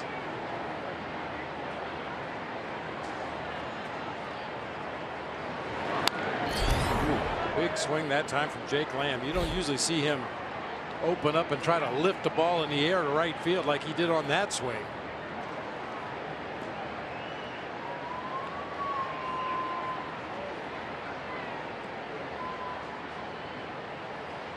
That short right field porch sitting out there. Checks his swing. 2-2.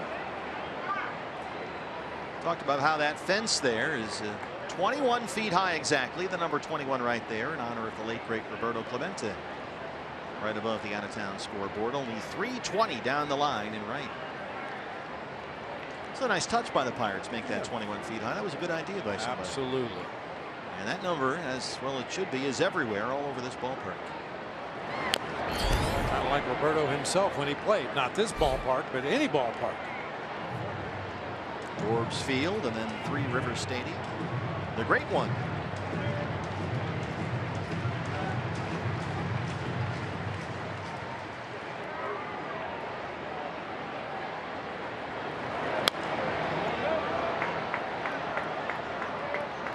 Talk about a guy that was a real good front foot hitter. There were pictures of Roberto Clemente as he's making contact with a pitch where his back foot was off the ground. Weight would get out on that front side, but his hands were so strong and so quick. He'd get out on that front foot and just flick at the ball and hit it out of the park.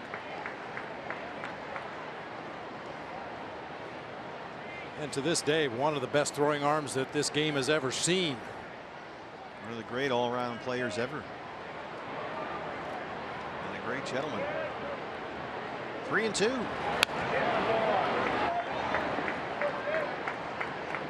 It seems like so many Diamondback hitters have had a full count against Garrett Cole. He's facing his first batter of this fifth inning. He's already thrown 90 pitches, 58 strikes. And Cole has been bitten a little bit by the Robbie Ray bug. A lot of foul balls after 2 strike counts, and we know what that's done to Robbie in the past couple of years. Cole wins that battle, gets his 3rd strikeout. Some big swings in that at bat. Finally got a middle cut fastball, just a little tardy that time. Brandon Drury singled his last time up, 1 for 2.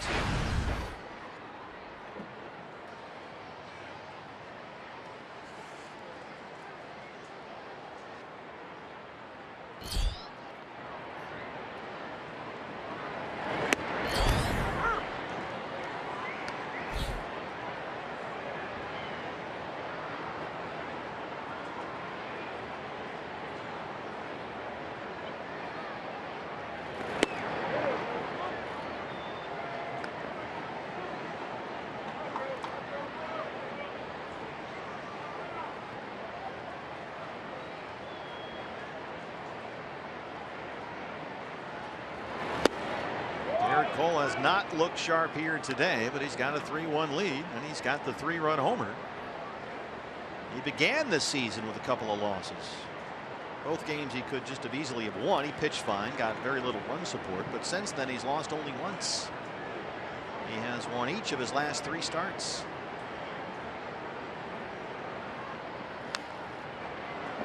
And in those last 3 starts, he's given up a grand total of only 3 runs. He's worked 21 innings. Beat the Cardinals, the Cubs, and the Rockies. He was outstanding against Chicago 2 starts ago. Last time out against Colorado, he scattered 10 hits. 2-2. And you're right, Bobby. It's just not put anybody away, with the exception of Jake Lamb in the previous at bat. Having to work hard again here. Pirates bullpen. Guys milling around down there. Nobody throwing as of yet, but they're starting to stretch and get loose.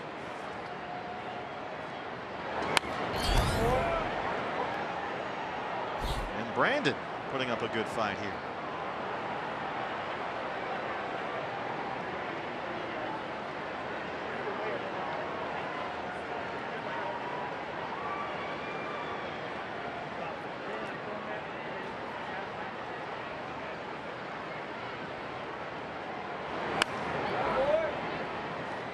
That time, flat slider up in the zone, just underneath. Chris Herman will be next.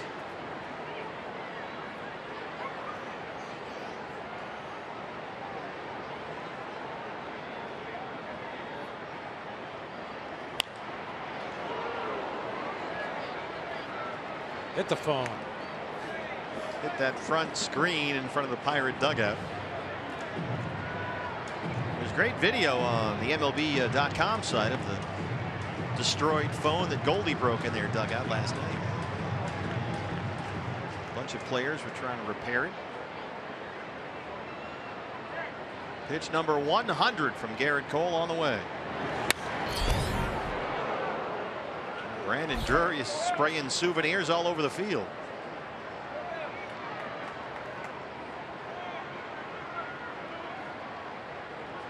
100 pitches, 66 strikes.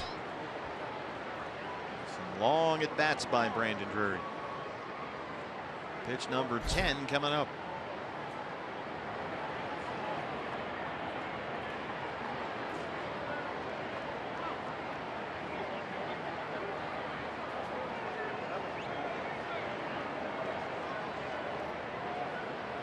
A.J. Schugel, former Diamondback, has started warming up at the Pittsburgh bullpen. Drops a breaking ball in there and rings him up. 2 long at bats against Garrett Cole. Both end up in strikeouts to open up the 5th. Hey fans, the D-backs home run today means a free jumbo jack tomorrow at participating Jack in a Box locations with the purchase of a large drink. Get ready, because here comes the jumbo jack. All right. From Herm the Worm. Shift is on. Swing and a miss at 96 from Cole. 0-1. Herman has grounded out single, 1 for 2.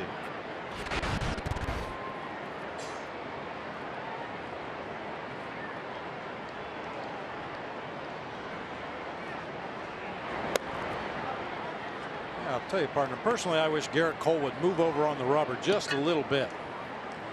I like to peek in. Oh, he's blocking your signs. He's blocking my signs. Yeah, I like to look in at Cervelli and see what pitches he's calling, and Garrett Cole's head is right in the way. Hid. Paper. Move. He's working from that first base side of the rubber.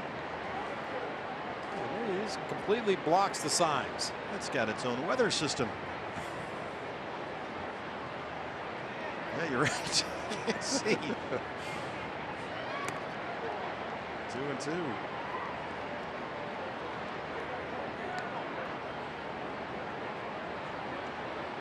Sean Rodriguez, second baseman, well out there in the short right field. Shift is on for Herm the Worm.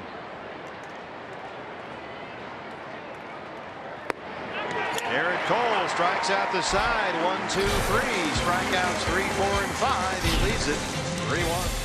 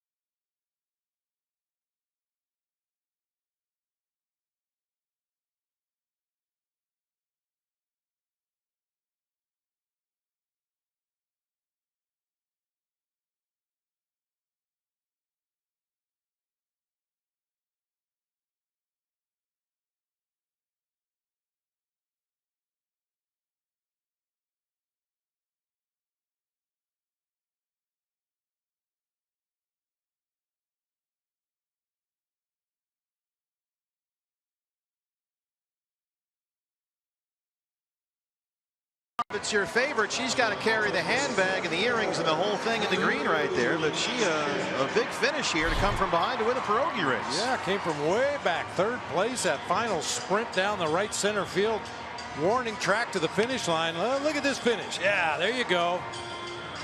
Charge from Oliver Onion, but Hannah hangs on. The purse and the earrings and the whole thing. I mean, that is these dudes are on a dead run all the way from the tarp behind third base to the right field foul pole. They really make him work, or her in this case. Yeah. Always entertaining. The pierogi race here at PNC Park.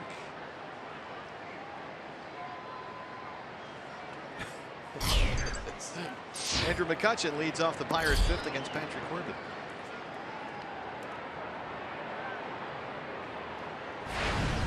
McCutchen has walked and popped up. He's 0 for 1. It's a staggered start too, so something's amiss. Yeah, kind of a rolling start. A couple pierogies were way out in front when the race began.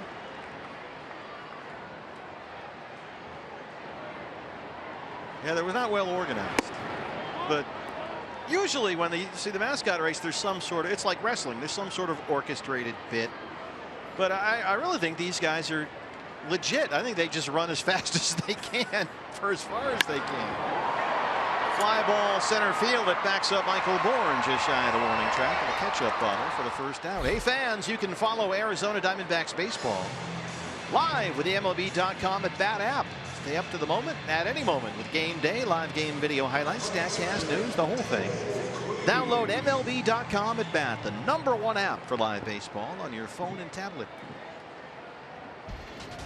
David Freese singled and grounded out, 1 for 2.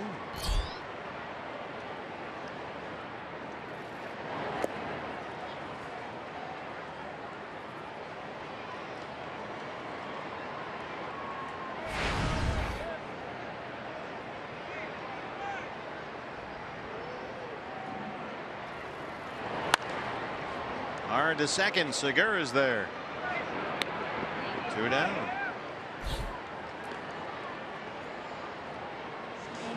Jung Ho Gung doubled off the wall in right center his last time up. Back in there at third base today.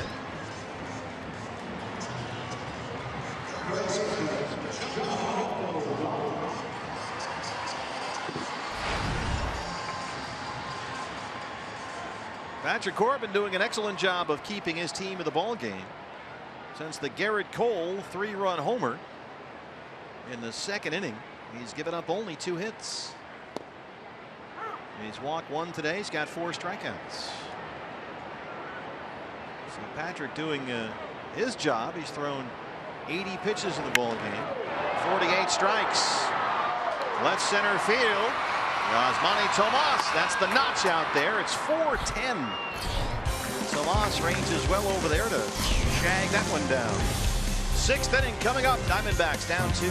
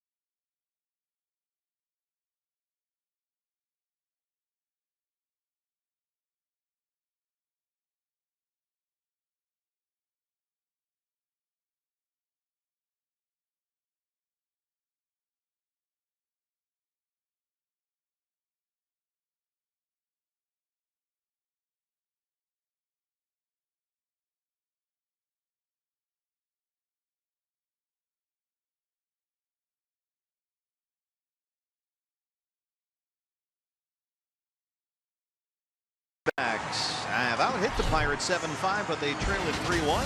We are on an airplane as soon as this game is over and finally headed back home.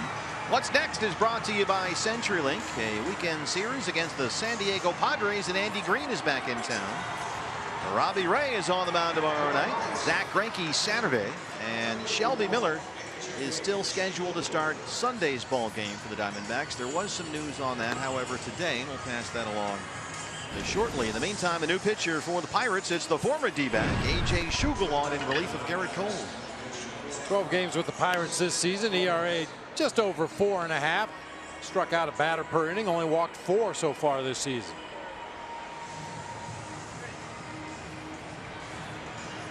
Chris Owings, the red-hot Chris Owings, will lead off the Arizona 6th. Theo so far has doubled and walked. He's now got an 8-game hitting streak. And a pair of doubles in last night's ball game. And Chris now at 303 for the year.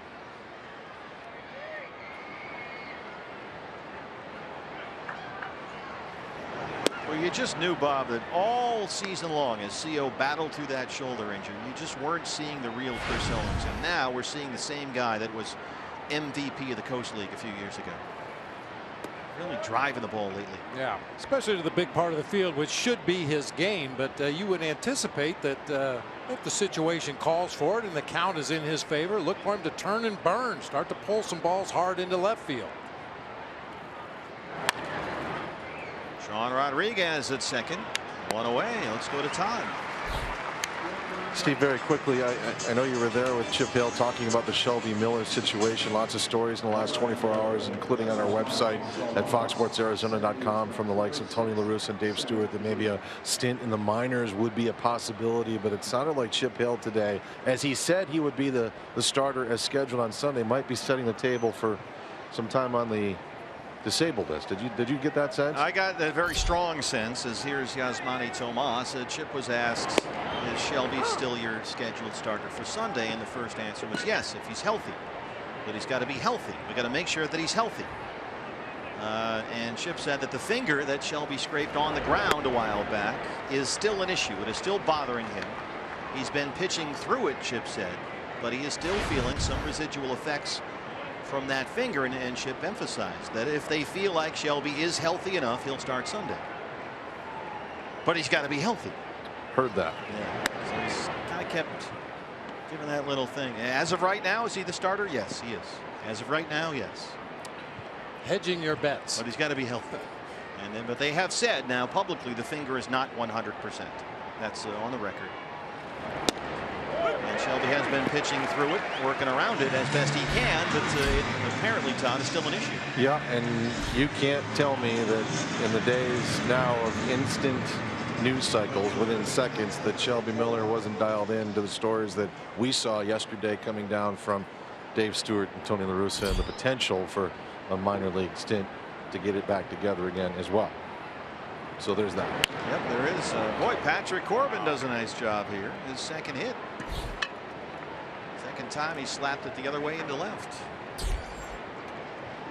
Well, thank you, Todd. Chip also talked about Josh Colmenter today, and Josh will rejoin the Diamondbacks this weekend. He will be back.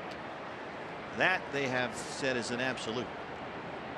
But Chip said they will meet with Dave Stewart back in Phoenix, and he said they will have some discussions about where the bullpen is. And Chip said it will be a very interesting weekend regarding roster decisions. Things are going to happen. Off the glove, it knocks the glove off of A.J. Schugel, and Segura reaches. Schugel tried the old behind the back knockdown, and it knocked the glove right off. Second hit today for Segura.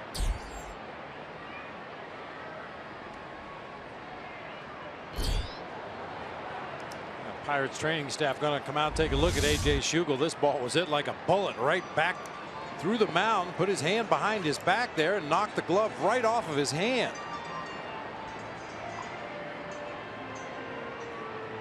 It's like one of the old westerns where the guy shoots the bottles off the top of the saloon.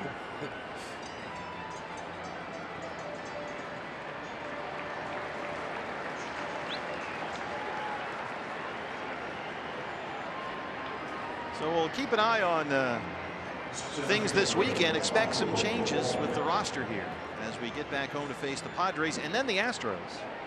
And also keep in mind that when you go to Houston, it's 2 at Chase Field Monday and Tuesday against the Astros, and then 2 more at Minute Maid Park Wednesday, Thursday. That's an American League park. And so the DH will be there. So if you want to make a roster move, wouldn't be surprised if another bat made its way up to the roster, somebody they felt like they could DH if Colmenter is ready to go, which he will be. And Josh is back there as the long man, so maybe you don't need as many relievers as you have now, because Colmenter gives you those innings and that depth back there, some length. That might free up the Diamondbacks to add another bat onto the roster that they could use as a DH for that series against the Astros.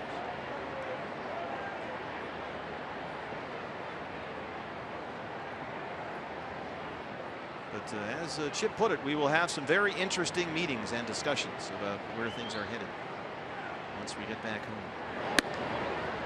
Michael Bourne's had a great day. He has doubled, knocked in a run, stolen a base, walked and singled. 2 on and 2 out.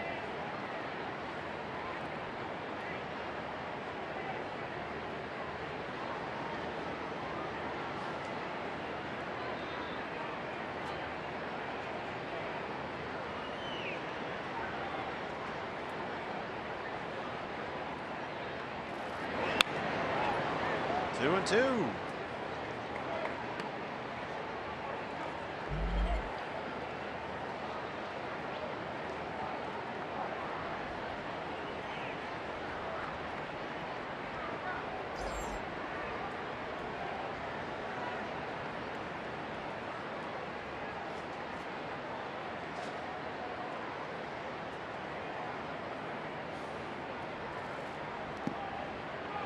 Schugel bounces that one, and Michael Bourne has worked it full 3 and 2. You've got Corbin at second and Segura at first. Now they'll be off with a pitch.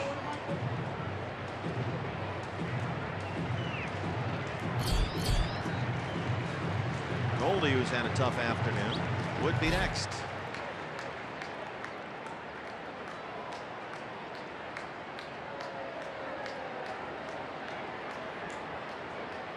There go the runners. Michael slaps it foul right behind Dave McKay at first. And we'll do it one more time. Now this is one particular instance where you're not rooting for a lot of foul balls. The pitcher's out there running at second base. He ends up running wind sprints between second and third every time Michael Bourne fouls a ball off here on a 3-2 count. Just go ahead and hit it in the gap. That would do nicely here.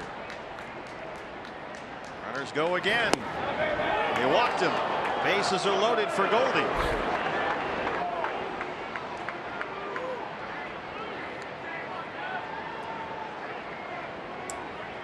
Goldie came up with the bases full in the second inning. Swung at the first pitch and flied out to right. He's got Corbin at third. Segura, the runner at second, and Bourne at first. Last time up, Goldie came up with a runner at first and one out and hit into a double play. He's had a tough day. But another golden opportunity here. Diamondbacks have already left the bases loaded twice in the ball game. That's a great thing about the game of baseball.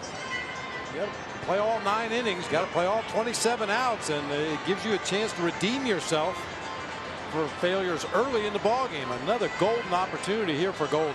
Ray Searage, the pitching coach, wants to talk this over with A.J. Schugel. There is action in the Pirate bullpen.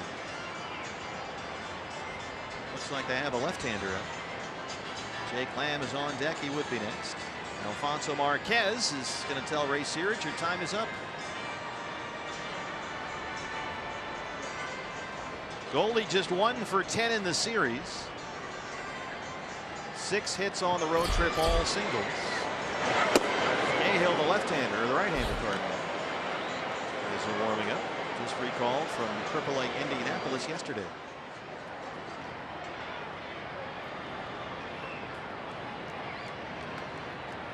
So here we go. Bases loaded for Paul Goldschmidt.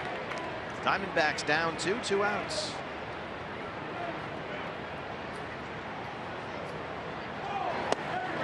Ball 1.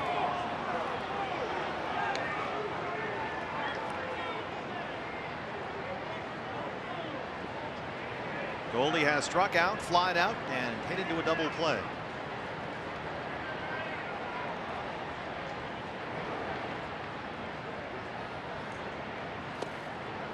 Two and 0.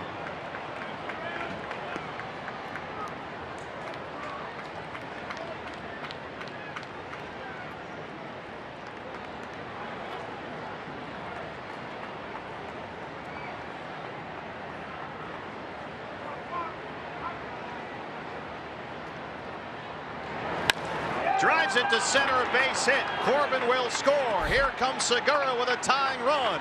They'll stop Bourne at third, and Goldie delivers. 2 out, 2-run single. Is that good to see? Solid contact, clean line drive right back up the middle of the field for Goldie on that 2-0 pitch. Our Chaz Roberts air conditioning and plumbing cool play of the game. Hopefully that'll be the base hit that jumpstart Paul Goldschmidt. And now the D-backs have the go-ahead run at third in Bourne. Goldie at first, and Jake Lamb steps in. That is an enormous 2-out, 2-run single for Paul. And we're all tied 3-3. A chance to tack on one more here, at least one more, with Jake Lamb. Jake walked and stole a base. He's 0 for 2, struck out his last time up against Garrett Cole.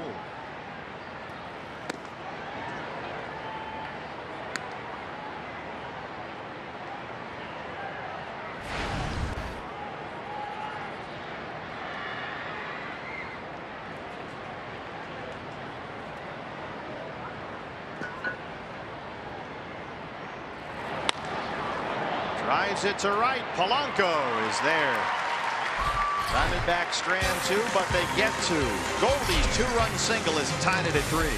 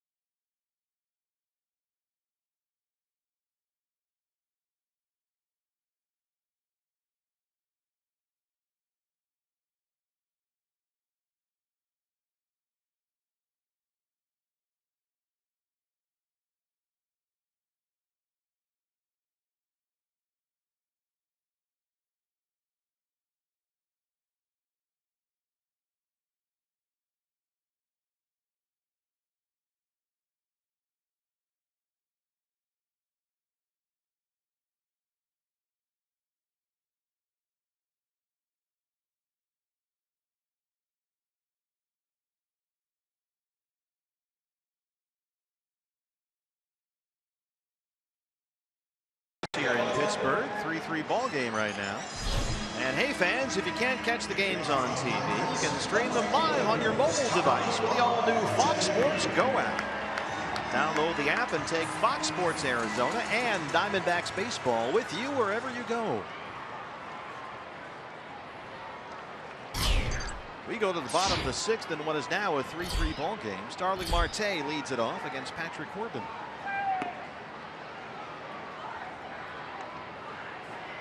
Well, the good news is Garrett Cole's out of the game, so he can't swing the bat anymore. This is the best news. Woo. He's done all the damage against Patrick. A 3-run homer. Cole also doubled. And he's accounted for all 3 Pittsburgh runs against Corbin. It was given up only 2 hits since that Cole homer back in the 2nd.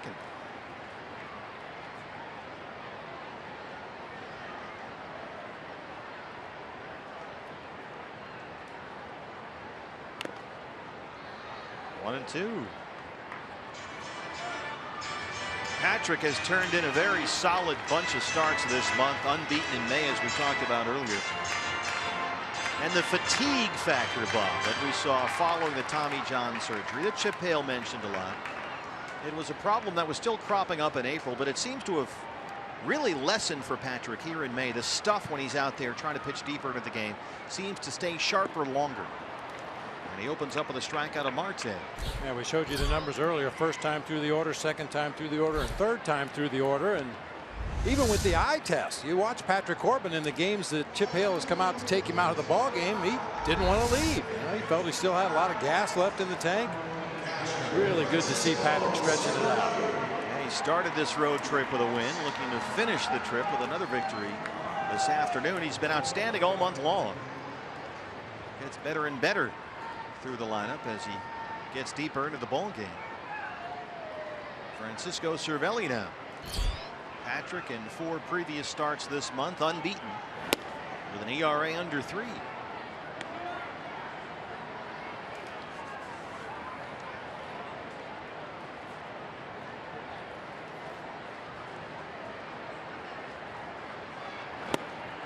Two and 0.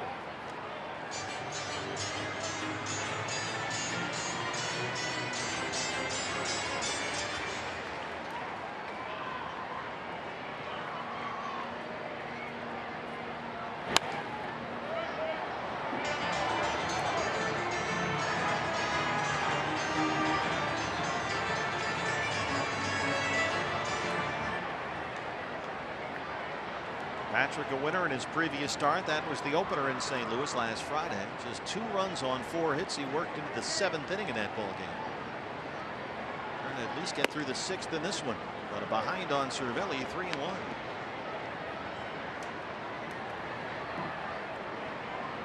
If he holds true to his history, Cervelli will come right out of his cleats swinging at this pitch. He gets a count in his favor, and he tries to lift the ball in the air to left field. Slices that one foul down the right field line instead.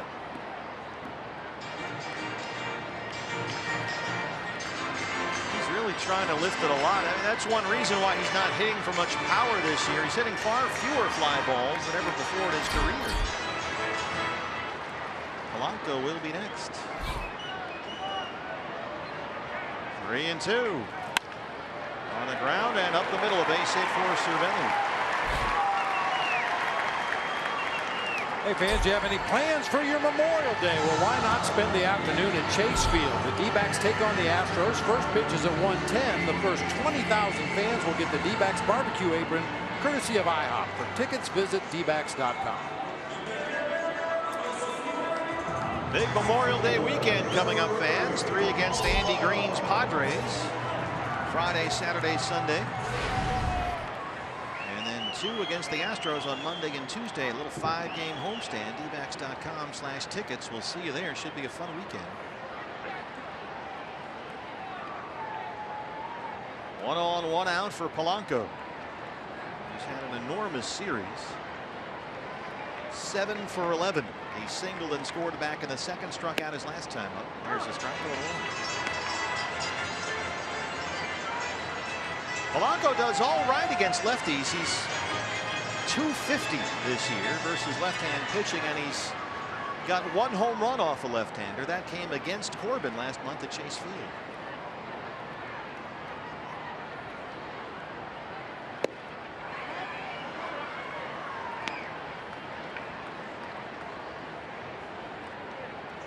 is action in the Diamondback bullpen now. Zach Curtis has started throwing. And Jake Barrett as well. Both those guys worked in the ball game last night.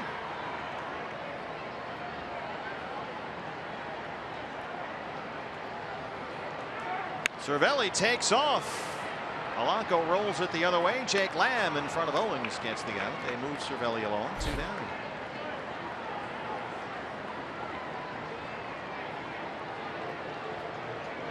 Sean Rodriguez now. Looked like a hit and run all the way. Cervelli on the move, but Polanco trying to ground that ball through the left side of the infield. Occasionally when you have a lefty on lefty matchup like that, and as a manager you're not so sure your left-handed hitter can do anything, start that runner, hopefully open some holes defensively in the infield, and eliminates any doubt on the part of the hitter. You know you're swinging at that next pitch no matter where it is. Just kind of squibbed it to the hole.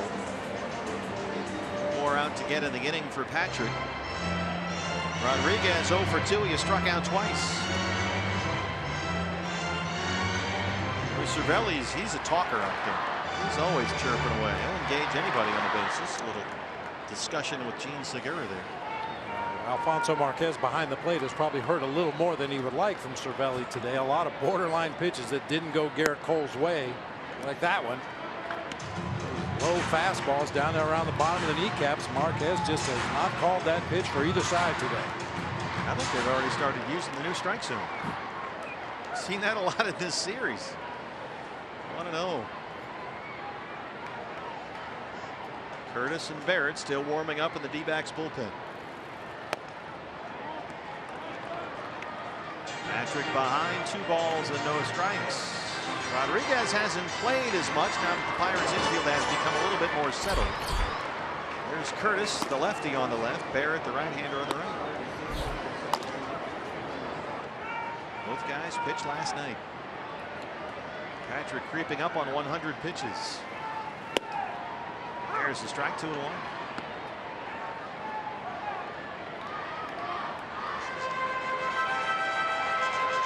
Go ahead run at second, 2 outs.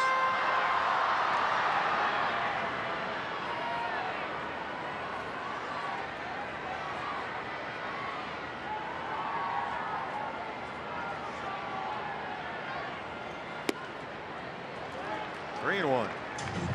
Pitcher spot is due up next, and Josh Harrison, who was not in the lineup, we were told, with an illness, is in the on-deck circuit. He would hit for A.J. Schugel. He was scratched from the lineup last night, and sets a pinch hit here this afternoon. 3-1. He walked him.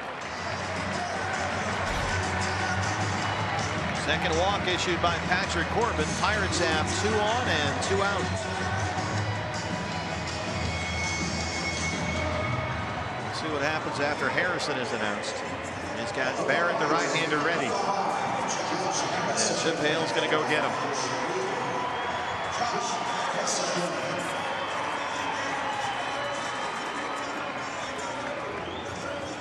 No signal as of yet. We were just talking about it a moment ago. Patrick Corbin working deeper into the ball game, and yeah, you can see his frustration there. He was hoping to stay out there on the mound after getting a pep talk from his skipper, but instead he's going to make the change. Back after this.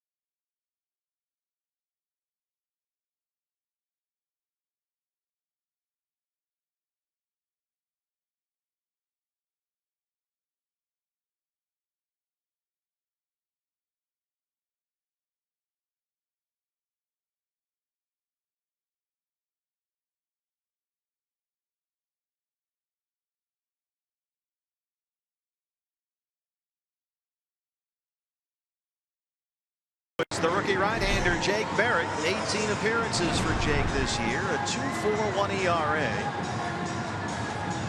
He's got 17 strikeouts and 13 hits allowed in just under 19 innings. He worked last night 1 2/3, gave up just 1 hit. I thought perhaps Clint Hurdle would call back Josh Harrison, depending on the severity of his illness, and send one of his left-handed hitters up to the plate. But then you look at the numbers, Pirates hitting with runners in scoring position. Josh Harrison with 2 outs and runners in scoring position, hitting .393. Now John Jaso, one of the potential left-handed hitters, is .364 in that same situation. Matt Joyce .571. But this tells you that Josh Harrison is okay to take the at-bat, and why not? He's been a money hitter for Clint Hurdle all year. He's hitting .314 on the season with 2 homers. So with 2 on and 2 out in a tie game, it's Barrett and Harrison. Harrison had a couple of singles and a walk in Tuesday's game. Scored twice. He's hit safely in 11 of his last 12 games against the Diamondbacks. Cervelli is the runner at second. Rodriguez at first.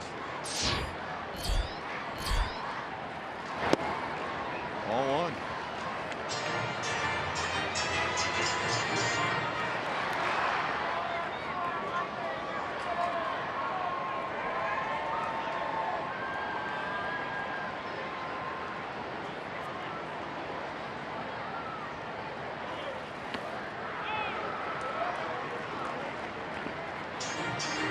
Jake misfiring so far. He's behind 2-0.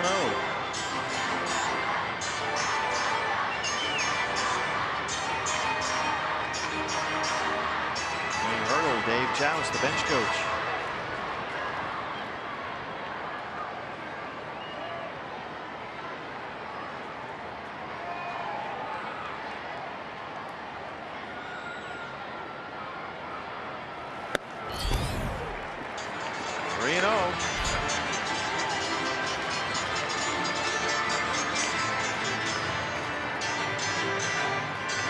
Josh Harrison has the green light on this 3-0 count if it's a pitch to his liking. Clint Hurdle was a hitting coach in a previous life, and he likes to turn those guys loose.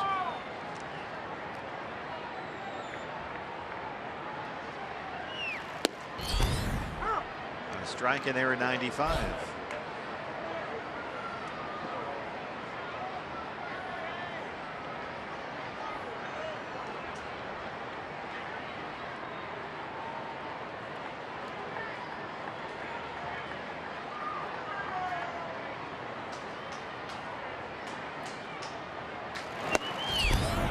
Takes a big cut at that one.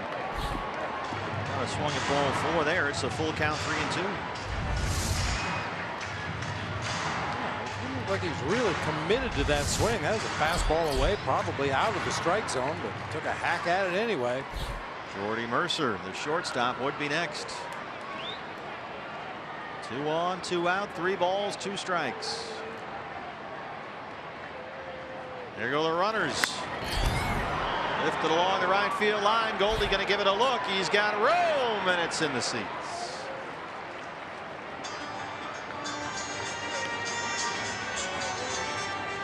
That's one thing about this ballpark. Not a lot of foul territory other than directly behind home plate, and Goldie runs out of room quickly here, right up against the railing, trying to reach over into the crowd to make the catch, but couldn't quite get there. Yeah, this is a very small and intimate ballpark. You are right on the field here. Great sight lines. Talk a lot about the view and the bridge and everything, but it's a great place to watch a game. You're right on top of the players. One more time on 3-2. Runners go. Fly ball to Brandon Drury. He's going to have to play it off the wall.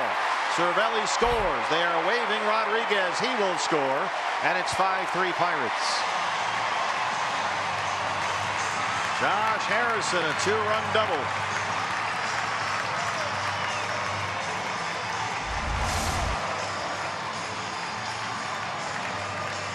Just drives that ball the opposite field, a little bit reminiscent of Chris Owings' double off the wall out there last night. A line drive. It's about halfway up the wall out there. Didn't make much of a carom off of that chain link fence in front of the scoreboard, and 2 buccos will get on home plate. So it's been 2 big hits for Pittsburgh. The Cole 3-run homer in the second. Now the Harrison 2-run double in the 6th, and it's 5-3 Pirates. Here's Jordy Mercer.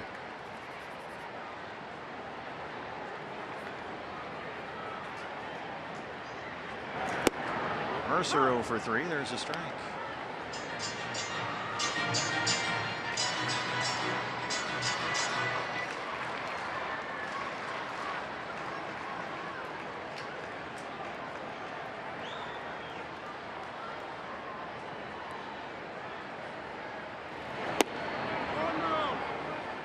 Yes, he went. Sean Barber down there. 0-2.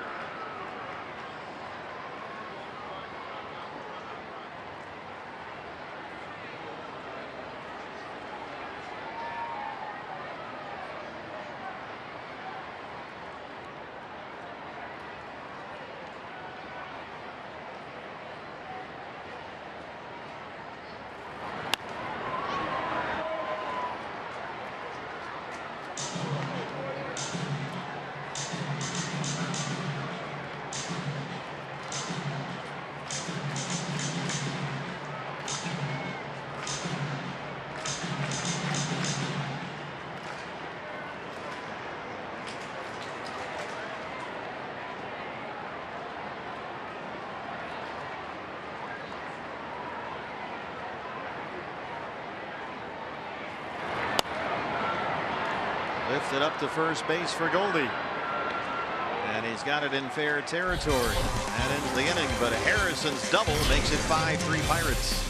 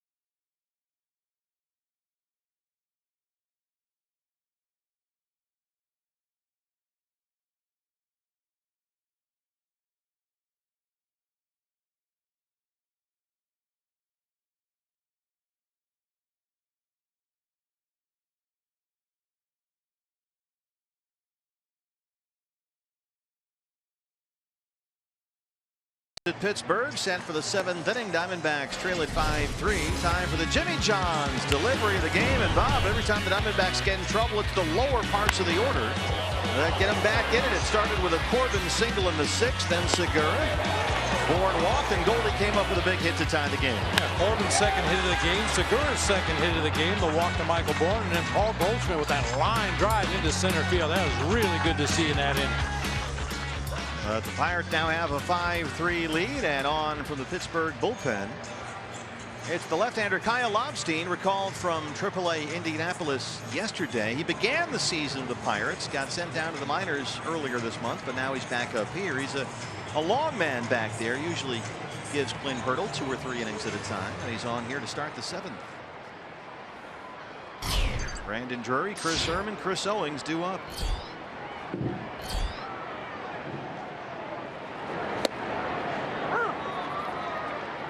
Brandon singled in the 3rd. He's 1 for 3. He's got 2 hits in the series.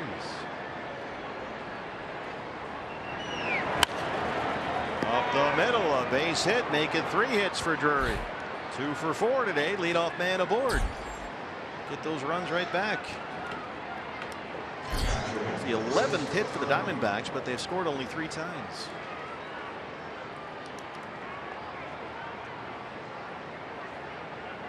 Herm the Worm, the Herminator. Making copies. He's single in the 3rd, 1 for 3. We like to call him the Babe Herman. It's, the catcher, Chris.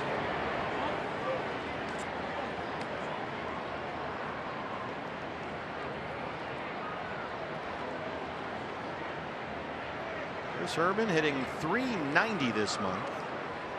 13 games in May. He's got 13 RBIs, 6 extra base hits.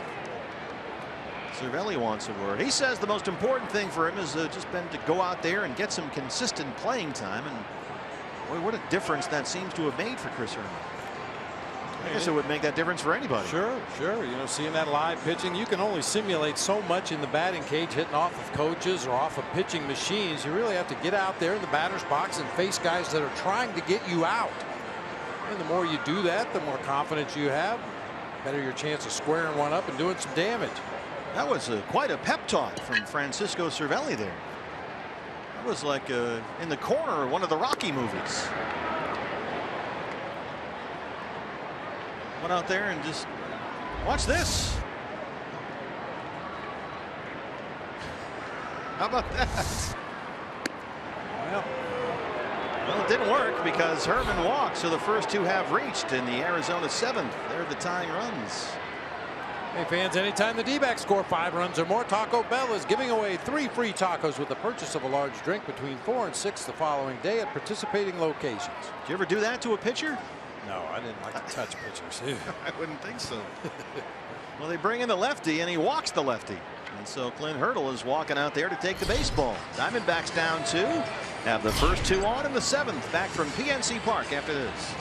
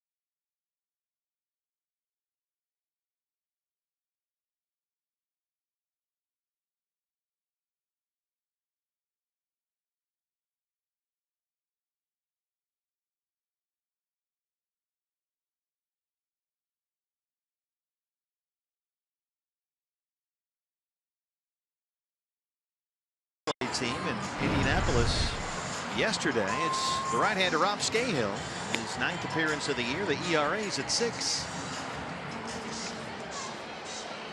He'll face one of the hottest Diamondbacks hitters, Chris Owings, here to start his outing today. CO doubled in the 2nd, walked in the 3rd, grounded out his last time up. He's hit safely in 8 straight. Brandon Drury is the runner at 2nd, and Chris Herman at 1st. A single and a walk to open up the Diamondbacks 7th.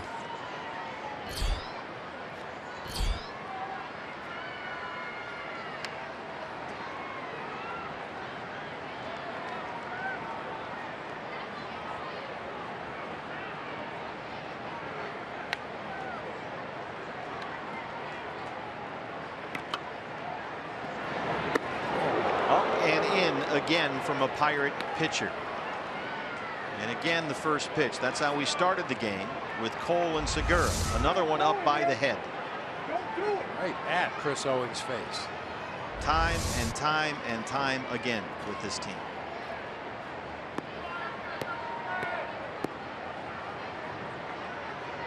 They got a hot hitter up there. 2 on, nobody out. Important spot. Up near the head.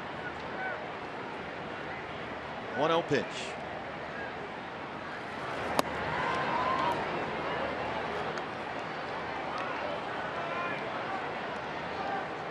Saw somewhere a possible remedy for all these bean balls that we've seen in this series, and if you think this is bad, watch the Pirates play the Reds sometimes. Oh yeah, those two teams. Yeah, if a batter is hit by a pitch above the shoulders, make it 2 bases or 3 bases instead of just 1.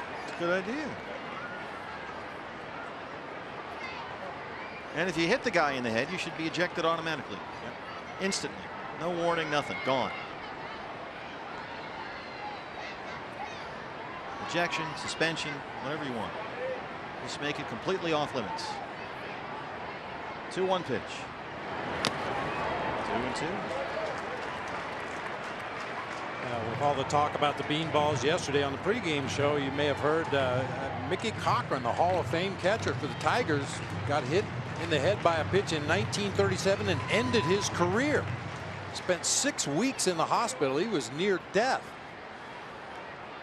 You kind of lose sight of the fact, oh, the batter's wearing a helmet. He's all right. Not necessarily. Yeah, ask Ryan Vogelsong. Yeah, yeah. 2-2. It's it right to Mercer. Rodriguez for 1. They turn it.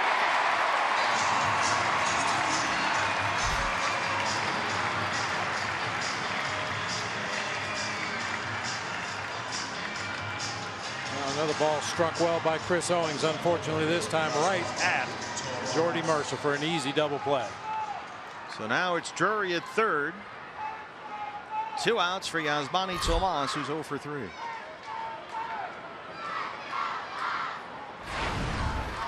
Yasmani homered and doubled last night.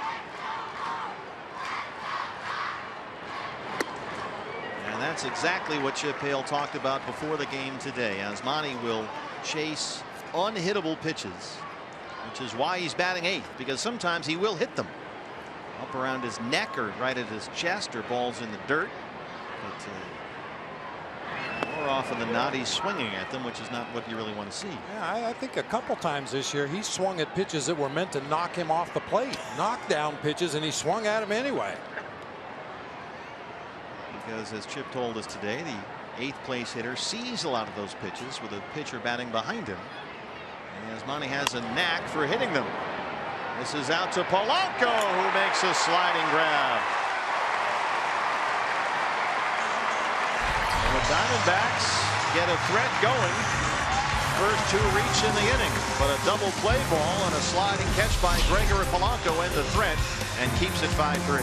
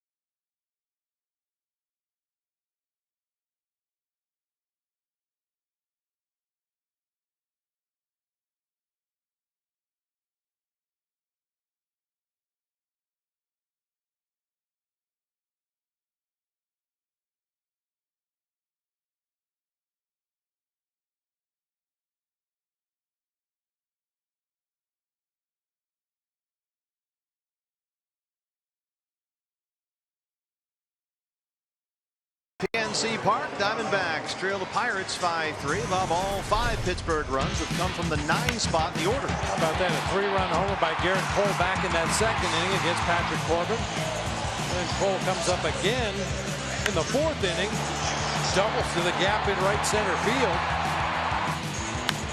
And Josh Harrison pinch hitting for the pitcher spot. A 2-run double off the scoreboard in right field. All 5 runs driven in by that 9 hole. Andrew McCutchen leads off the Pittsburgh 7th against the new pitcher for the Diamondbacks. Your Arizona Federal Credit Union pitching change. It's Randall Delgado. Worked scoreless ball in his last appearance. That was Tuesday here. McCutchen drives this one deep to center. Bourne is out there and he runs it down.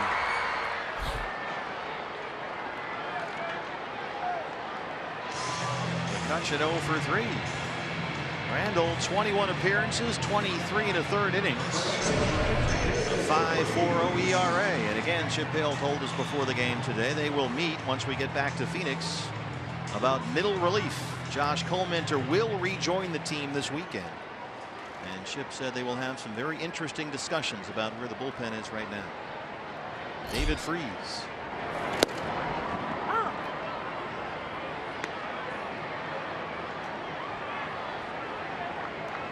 Freese singled in the 1st. He's 1 for 3.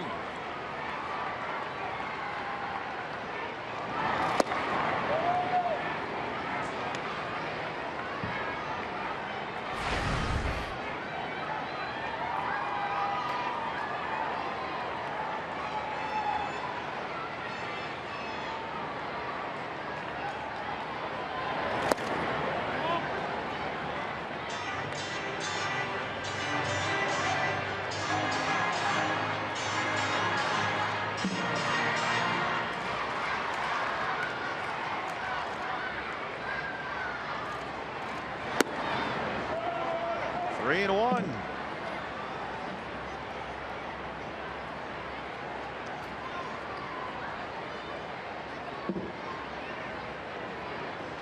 Freese getting the start at first base this afternoon.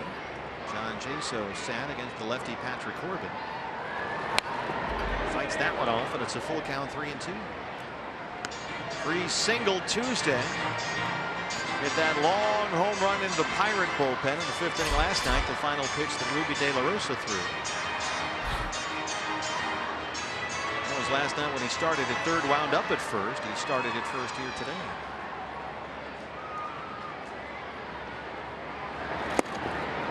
Miss with that one. A 1-out walk.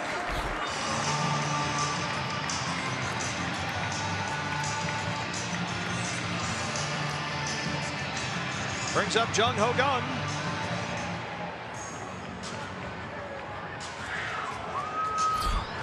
Gun doubled in the 3rd. He's 1 for 3.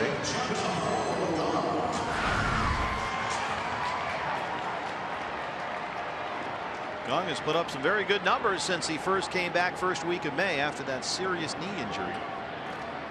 That dated all the way back to September of last year. A broken left leg and some very serious ligament damage suffered on a takeout slide at second base. Was not able to return until a few weeks ago.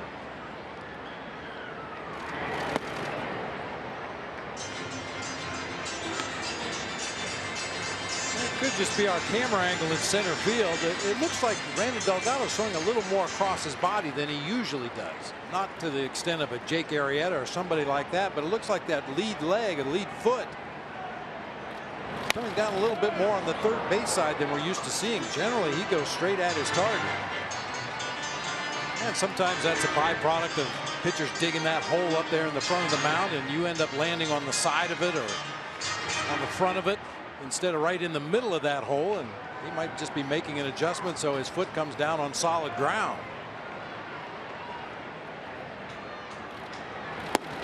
Kept it down and in there, but missed it. It's 2-2.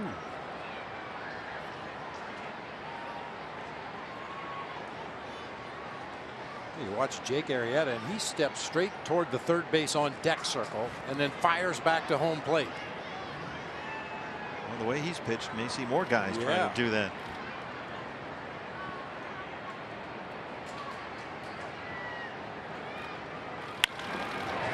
Base hit for Gunn. A walk and a single, both with one out, bring up Starling Marte.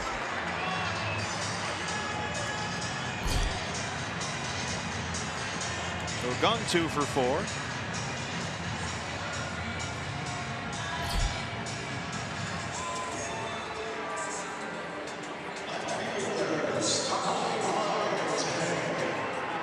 Freeze, the runner at second, Gunn at first, one out. Marte has twice grounded out and struck out 0 for 3.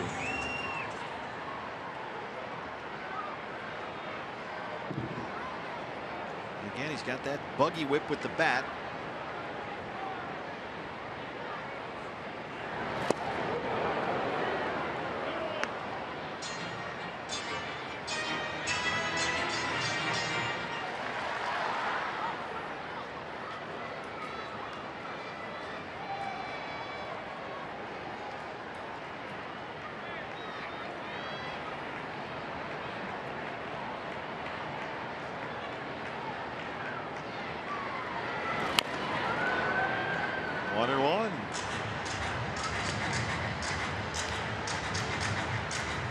Starling Marte, a Gold Glove winner last year. A very productive season at the plate.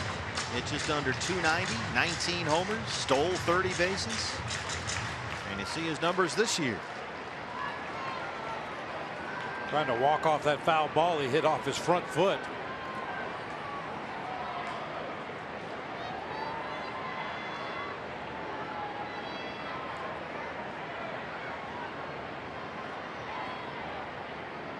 Play on at second. Segura sneaks in, and Freeze is just back in time, says crew chief Larry Vanover.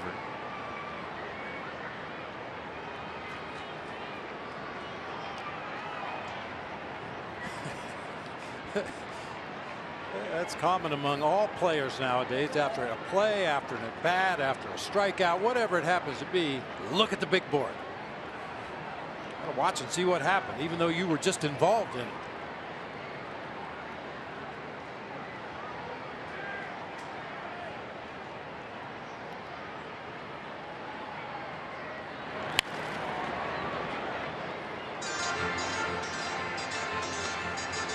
We were told there was a slight chance of rain for later in the afternoon. We've got some pretty heavy clouds moving in overhead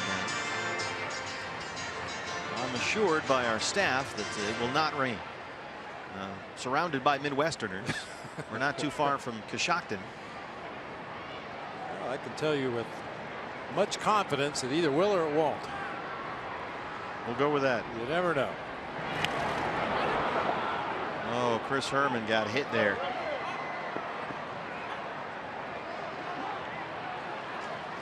Marte's trying to say he fouled the ball off.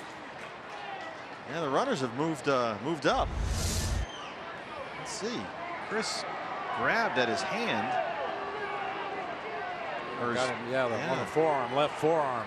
Clint Hurdle's going to come out now and talk to Alfonso Marquez. Chappelle out there as well.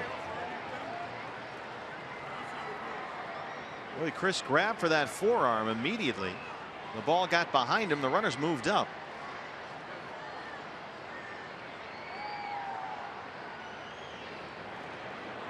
Boy, it's asking so much of the plate umpire with the ball coming in at 90 miles an hour, catcher right in front of him, to figure out what happened. It's being scored a strikeout and a wild pitch.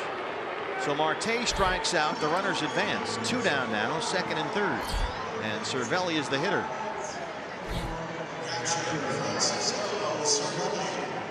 You have the replay. Figure out, did it hit the ground? Did it hit the bat? Did he drop the strike? Did he trap it? I mean, all that stuff is right there for you. Well, I think moving forward, eventually MLB will allow that to be challenged as well. Continually tweaking the system, trying to make sure they get as many right as they can, a little bit at a time. Francisco Cervelli, swing and a miss, 0-1. He's got Freeze at third, Gong at second, and 2 down. Cervelli singled and scored his last time up.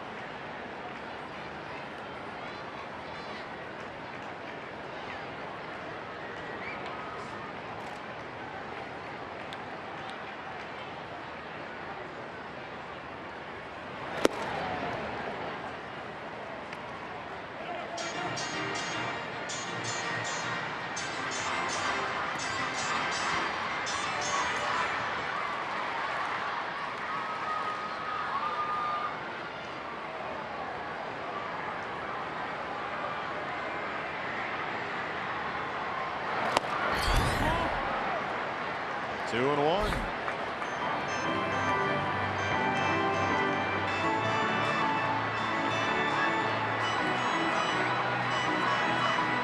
Guess what? You were wrong. I said either will or won't. It's pouring out right now. Suddenly out of nowhere, it is really coming down. Not gonna last. You said it wouldn't rain. This is liquid sunshine. 2-1. They are scattering for the concourses here at PNC Park. Well, you wanted a weather day here. You got some weather. A lot of middle school students with us. Some came prepared, others not so much. And we're going to halt things apparently with a 3-1 count to Cervelli. Well, I'm telling you, the groundskeeper's going to say that's just going to blow through. Just a little pop-up storm. We're okay. Let's just keep playing. He's checking with the second base umpire Larry Vanover, the crew chief, and whatever he's told Larry has apparently worked because we're going to keep going here. He must be from Coshocton as well. Yeah. So we'll keep playing. Quite exciting for me in this series when I pulled up the weather.com map for Pittsburgh, and you get over to the west side of the map and there's Coshocton. Well, it's a major metropolitan area. It is. 3-1 pitch. Trying to get this final out. He walked him and the bases are loaded for Gregory Polanco, who's had an enormous series. You're going to have to go to a lefty here. That's why he's got Zach Curtis throwing down there in the bullpen, or maybe it's Andrew Chafin now. Curtis had been up earlier. He struck out Polanco in the 7th inning last night.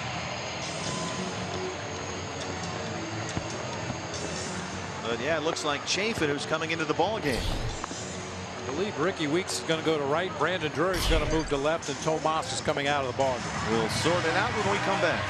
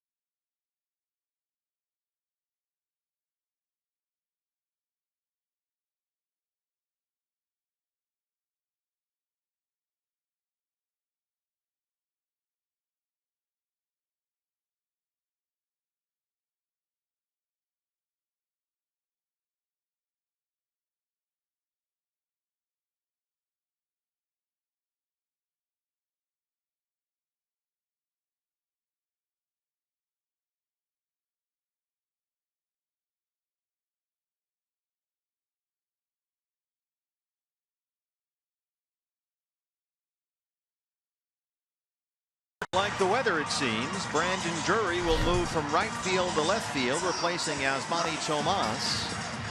And checking into the ball game in right field is Ricky Weeks Jr., who got the start out there last night. And the new pitcher, who inherits a bases loaded 2-out mess, is the lefty Andrew Chafin. 22 appearances, an ERA that is approaching 8. And over his last 2 outings, Andrew has given up a total of 6 runs, all earned, on 7 hits. That's over less than 2 innings of work. Yeah, mostly location issues for Andrew Chafin. Fastballs that bite off too much of the strike zone, especially elevated in the strike zone. Really needs to throw some quality pitches right here to a dangerous left-handed hitter. As Chip Hale said yesterday, the concern is rising when it comes to the middle relief corps. And Andrew's got a big out to get in Gregory Polanco, who singled and scored in the 2nd. He's 1 for 3. Bases full, 2 down. Looks like it has stopped raining. East inside, ball 1.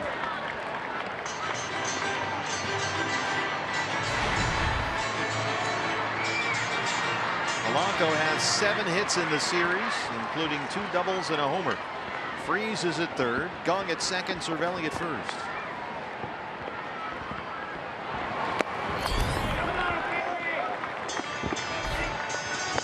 Still raining now. Started up again.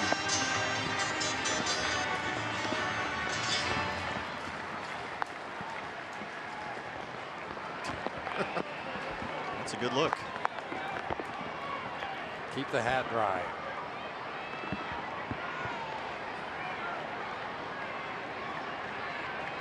Two-0 pitch. That's a fair ball. Goldie spins and throws. Chafin's there, and they get the big out they needed. That keeps it a 5-3 ball game. We'll head to the gate at PNC Park.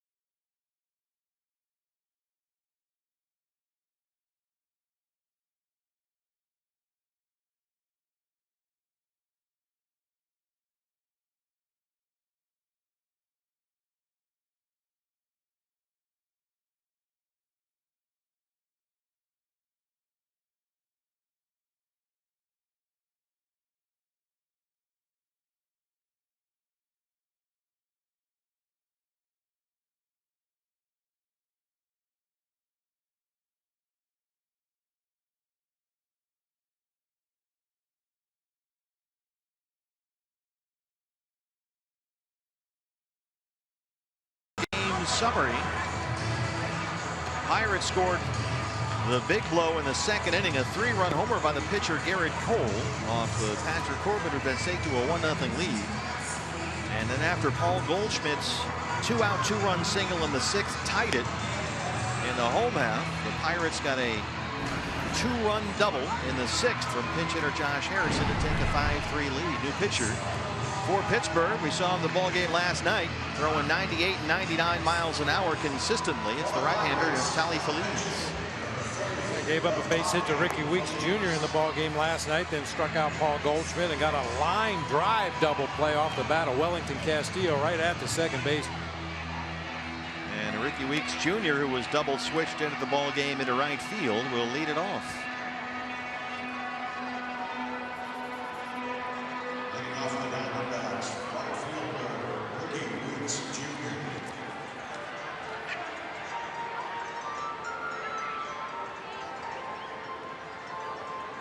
Raining off and on here.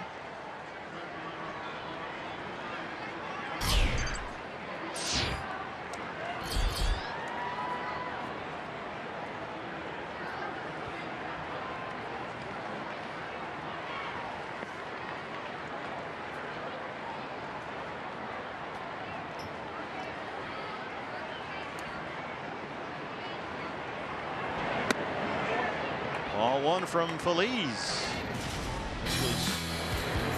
Ricky last night got the start in right field and hit that homer in the 5th. Banged it off that foul pole about halfway up. His second home run on this road trip. He homered in St. Louis Saturday. 261 and 2 home runs.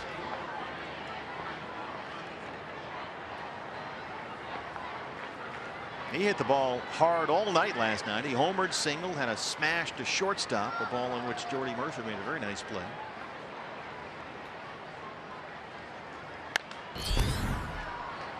And the seats 1 and 2.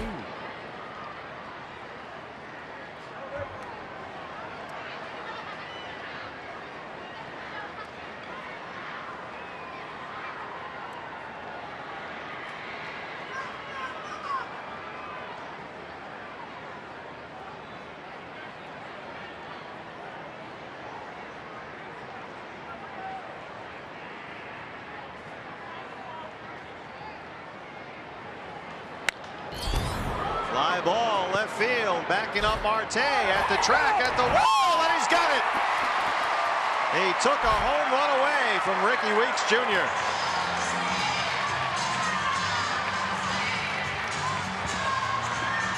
That looked like it was gone for a homer, and Marte brought it back.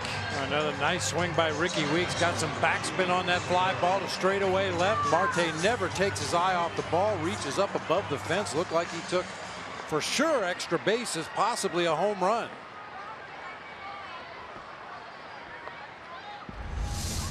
Allowed out number 1, Gene Segura now.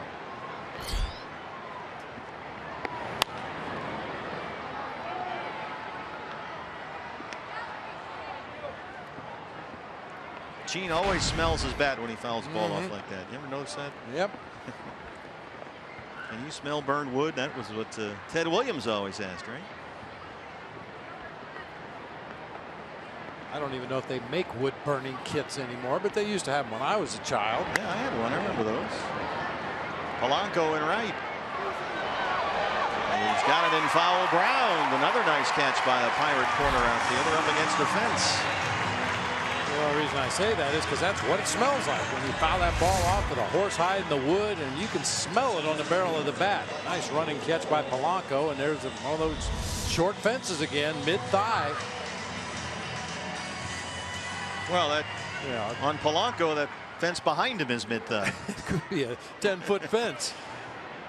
Very good day for Michael Bourne. He has singled, doubled, walked twice, stolen a base, and knocked in a run. He started in center field. There's ball 1.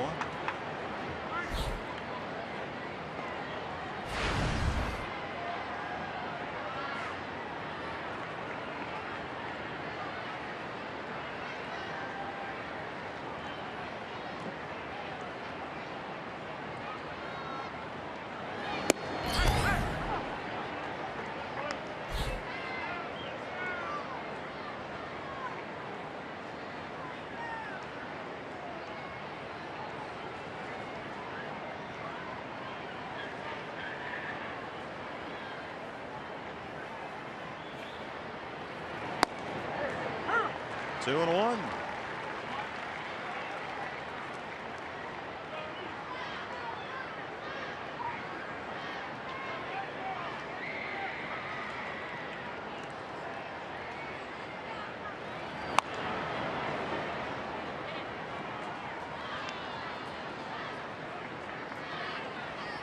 Get on there for Goldie. See what happens.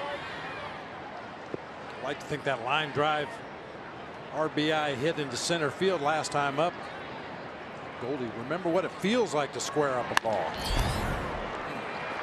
Hit that one on the button, but right at Rodriguez. Phillies works a 1-2-3 inning with the help of his outfield defense. Bottom 8 on the way.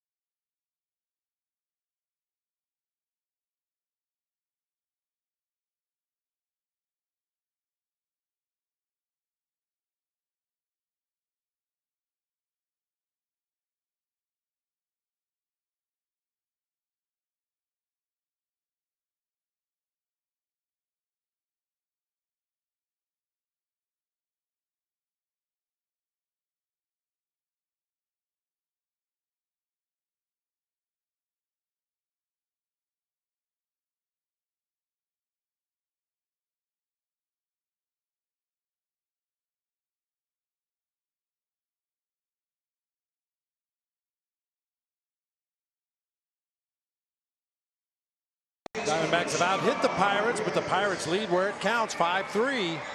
Hey fans, get to any game this season with the D-backs Value Pack. The Value Pack includes a lower-level bleacher ticket, a Subway sandwich, and a Pepsi, all for just $25. It's available for every game, including the upcoming home series over this Memorial Day weekend. Visit dbacks.com/value. Sean Rodriguez will lead off the Pittsburgh 8th against Andrew Chafin.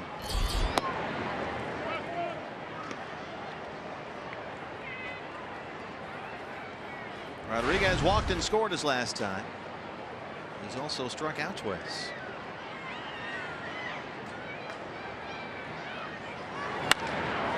It's that on the button right by Owings and into left center, a base hit. He'll take the turn and head for second. Big outfield out there, and he's in.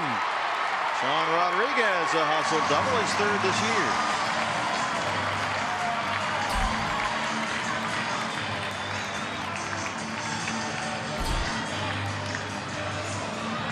Good aggressive base running by Rodriguez that time, not only hustling into a double, but you figure with the rain that fell there for about an inning, came down pretty hard. That ball has to be wet by the time Michael Bourne picks it up out there in center field. That's a good time to challenge the throwing arm. Leadoff man in scoring position. And now against the left-hander Andrew Chafin. Clint Hurdle goes to a left-hand pitch hitter. It's Matt Joyce.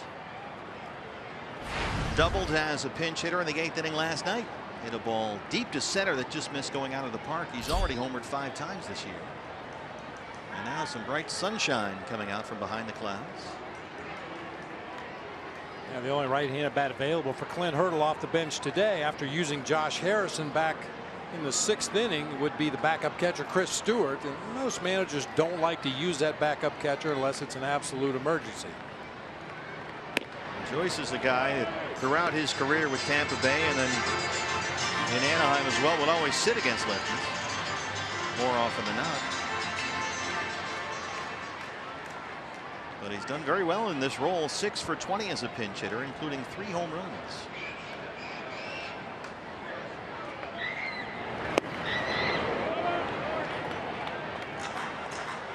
The Shark up in the Shark tank. Mark Melanson, who last night got his 16th save. Although the Diamondbacks were able to apply some pressure, Owings just missed taking him out the other way. He banged one high off that out-of-town scoreboard in right field. A 2-out double, but was left there when Tomas flied out. 1-1 to Joyce.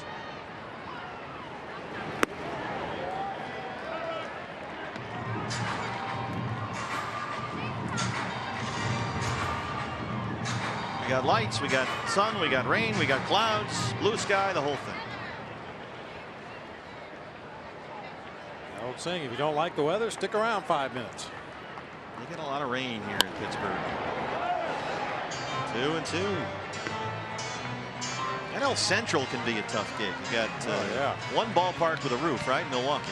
Other than that, you got Cincinnati and Pittsburgh and St. Louis. And you get thunderstorms and rain and snow, everything. Yeah, when I worked for the Cubs, we used to come in here 3 times a year, and you were guaranteed at least 1 rain delay, if not a rain out, every series you came in here to Pittsburgh. Struck him out. Punches out Joyce, 1 down. Joyce really susceptible to that breaking ball from lefties, and that's pretty much all Andrew Chafin gave him that at bat. Jordy Mercer, the shortstop, batting leadoff today, 0 for 4.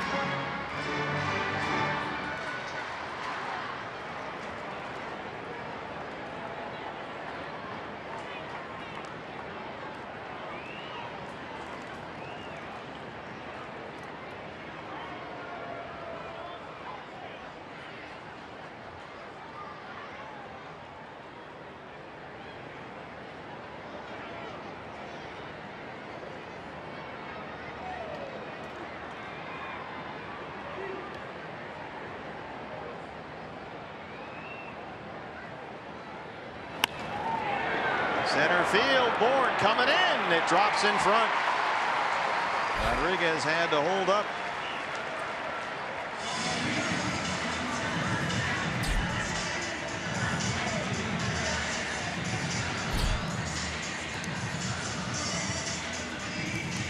Michael Bourne is a natural center fielder, but he plays very deep as well. Diamondbacks outfielders all play extremely deep, and occasionally those little bloopers are going to fall in. So you got Rodriguez at third, Mercer at first, one out.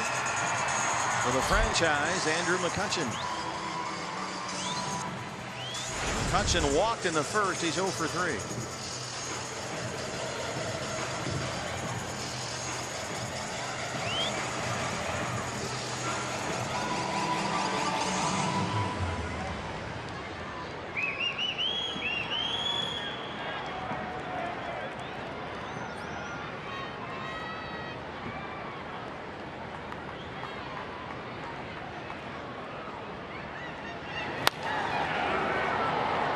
Play.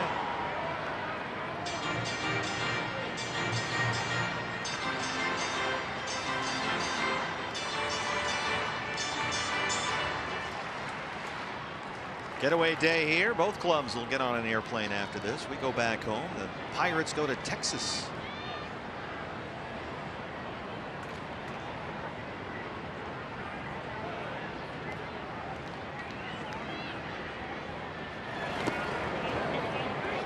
Mercer going to head to second, and he'll get there. Chris Herman's down again.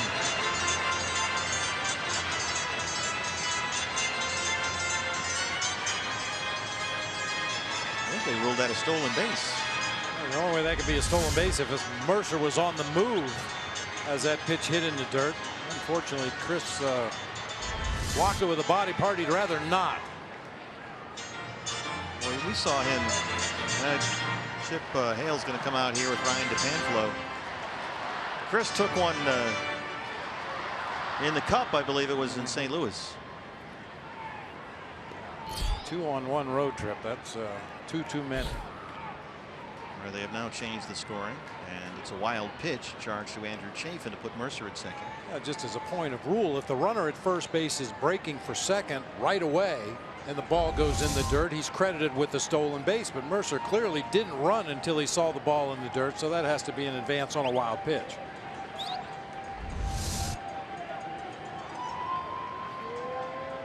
Chris was talking about taking one there earlier and said, look, that's what I signed up for. It's all right. He's just happy to play. But the flight home just got a little longer. Well, now they're going to go ahead and put McCutchen on base, set up a potential inning-ending double play. They'll work to David Freese, who's on deck.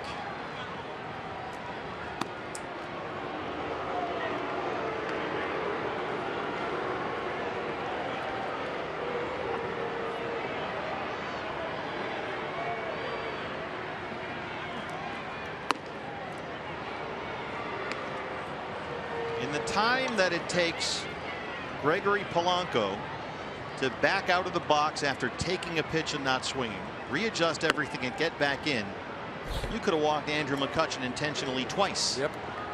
And you would have been fine. So the bases are full of Pirates. You got Rodriguez at third.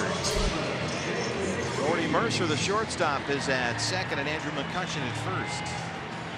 Still only one out, and here's David Freese, who has singled and walked.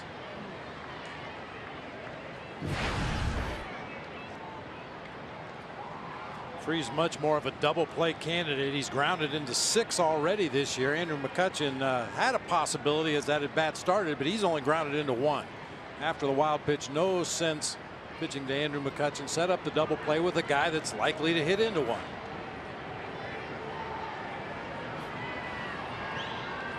Mentioned that yesterday. Most of everything that Freese hits this year is on the ground. Of course, later in the ball game, he hit one 451 feet. Doesn't always go as scripted. Now Herman will have to get together with Chafin.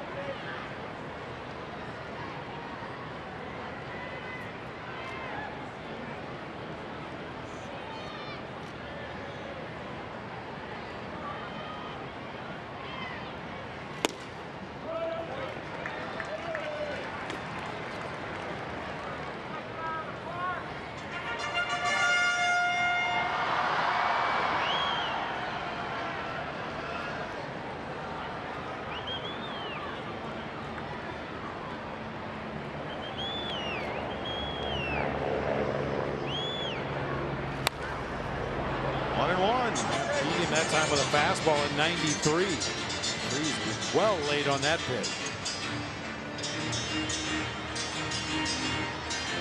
Diamondbacks playing kind of halfway on a hard hit ball where they're sure they can turn 2 up the middle of the field. They'll go that direction. On a slowly hit ball, they may come home and try to cut off that run.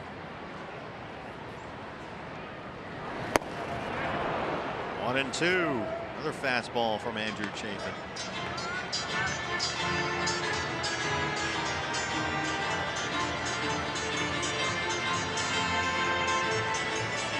And as an infielder, that's one of those decisions you have to make instantaneously. Do we have time to turn it up the middle, or should I just try to get the force out at home plate and keep that run off the board? And you have to make that decision while the ball is bouncing out toward you. Evan Marshall is throwing in the Diamondback bullpen. Mark Melanson, the closer, continues warming up in the Pirate pen.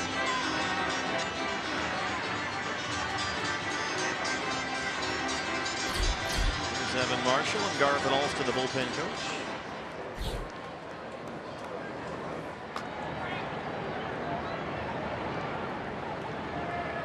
Another 1-2 pitch to David Freese. 2-2.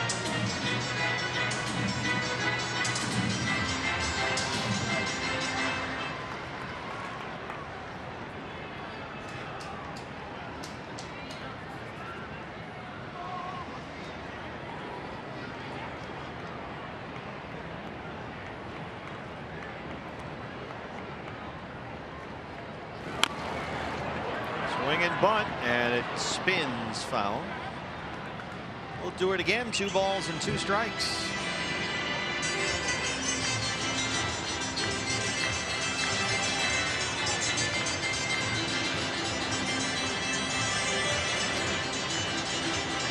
The sun popped through again after that brief rainstorm we had. It's going to be a tough sun for Brandon Drury out there in left field. Should Freese hit a fly ball that direction. That's bright out there now. There's Brandon, who has moved from right to left.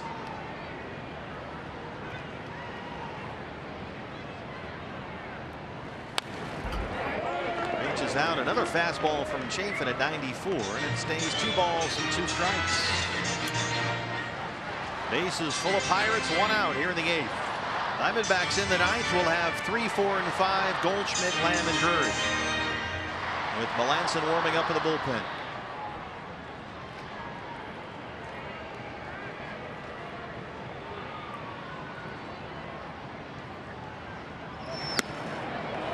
Full count, 3-2.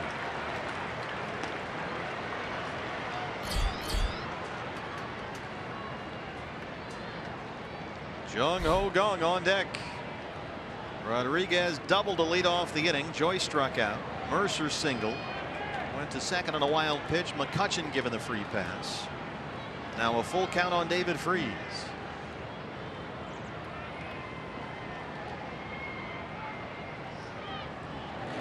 Got it.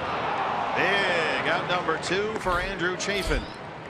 His second strikeout here in the 8th. Boy, gutsy call and a gutsy pitch right there with the bases loaded. He goes to the slider.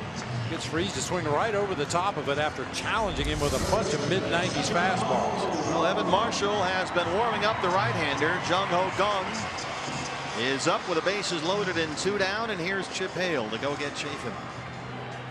Good job by Andrew to get that second out, but one more big out to get. Marshall coming in, bases are loaded. Back after this.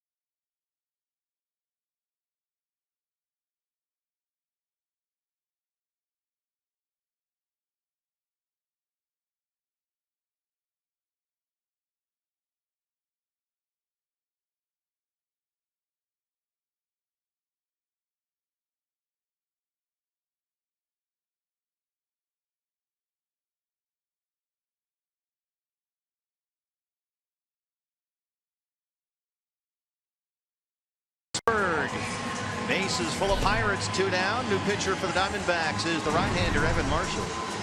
11 appearances this season. The ERA just over 7. Evan has had 3 very difficult appearances in a row. He's allowed 9 runs on 12 hits in his last 3 innings of work.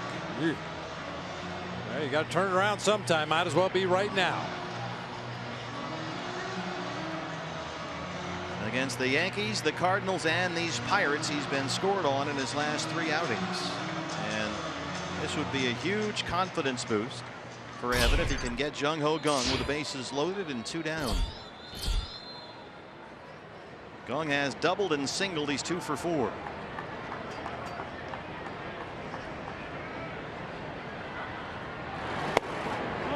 Ball 1.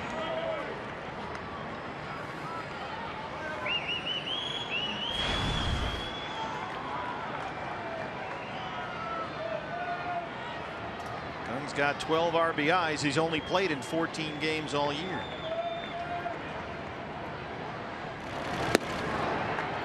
Two and 0.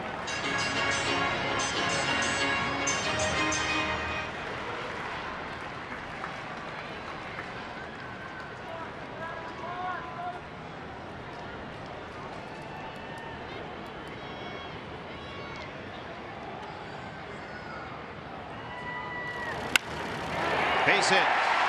Rodriguez scores. They wave Mercer. The throw from Drury is online, but not in time. And it's 7-3 Pirates.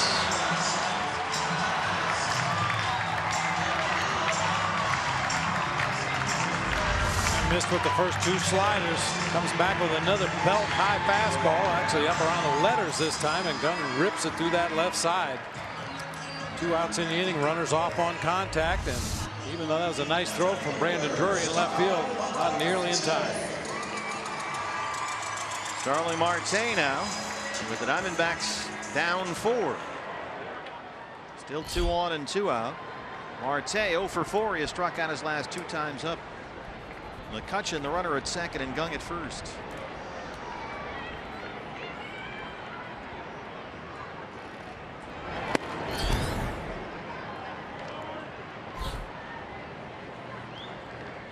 Each team now with 11 hits.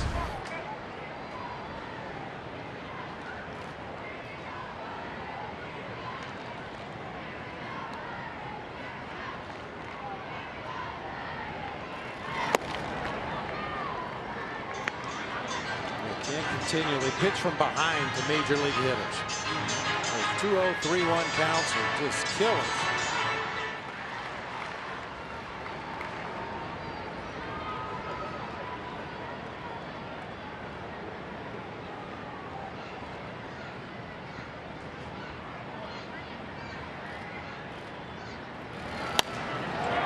Going to drop in for a base hit. Here comes McCutchen to score. He'll stop Kang at third, and Marte has an RBI double.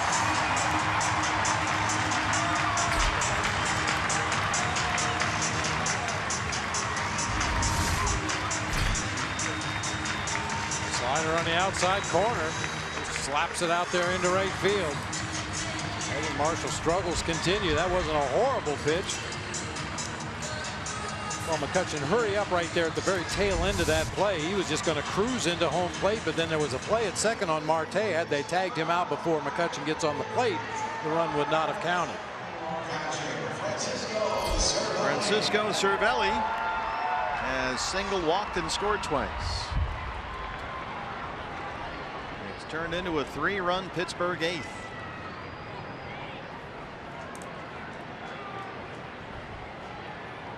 Chip Hale told us his concern is rising when talking about the middle relief. Josh Colmenter will rejoin the Diamondbacks this weekend, we were told, and they will have more meetings about the bullpen.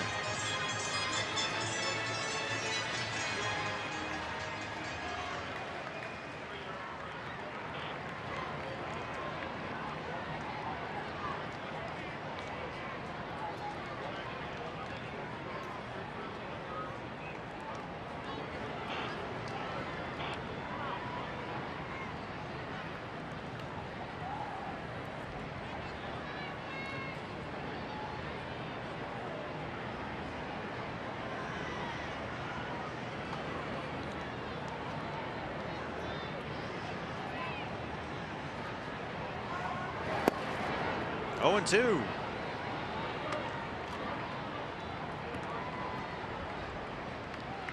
Well, Mark Melanson, the closer's been throwing a complete game down in that bullpen. Now that a 8-3. Wonder if this will bring him in. He worked last night, got the save. He was warming up when this inning started.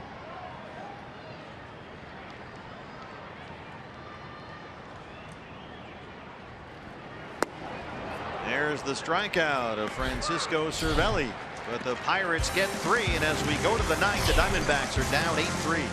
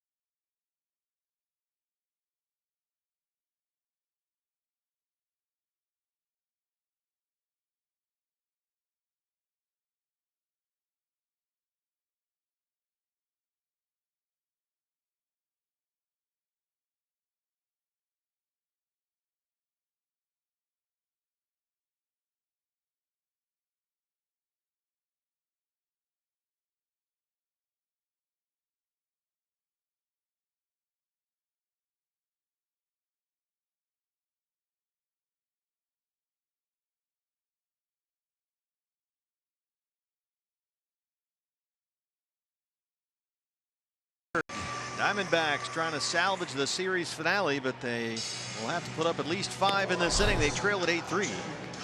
Down to their final 3 outs, and the man who got the save in last night's ball game, his 16th of the year, is on again today. It's the Shark, Mark Melanson. Yeah, with those tack-on runs by the Pirates there in the bottom half of the 8th inning, it wouldn't have surprised me to see Clint Hurdle sit down as closer, but he was already heated up and ready to go. As you mentioned, he was throwing the entire inning while the Pirates were hitting, so might as well get him in there for an inning of work. He's already had, let's see, on this homestand, which ends today for the Pirates, he's saved 5 games on the homestand. He saved 9 games this month alone, and he is tied for second in the major leagues for those 16 saves. And if you weren't with us last night when Melanson came on to close out the ball game, a cutter curveball combination. See a lot of cut fastballs. Boy, this guy, when he came up with the Yankees, was supposed to be the next Mariano Rivera. And he ended up with the Red Sox, and he really struggled with Boston. He was actually pitching in Pawtucket more than he was pitching in Fenway Park, but he has finally realized his potential and has become one of the best closers in the game here in Pittsburgh. Goldie, Lamb, Drury due up 3, 4, and 5 at the Diamondback ninth. Goldie had a big hit his last time up. It was a 2-out, 2-run single in the 6th that at the time tied the ball game 3-3. Josh Harrison followed in the home half of that inning with a 2-run double to make it 5-3. Now the Diamondbacks are down 8-3 as we start the ninth.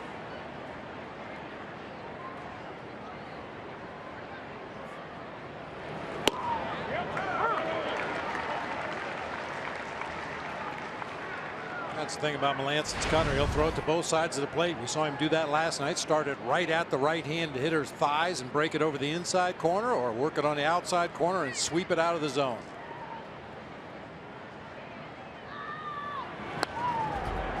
If that one up, it's fouled back. 0-2.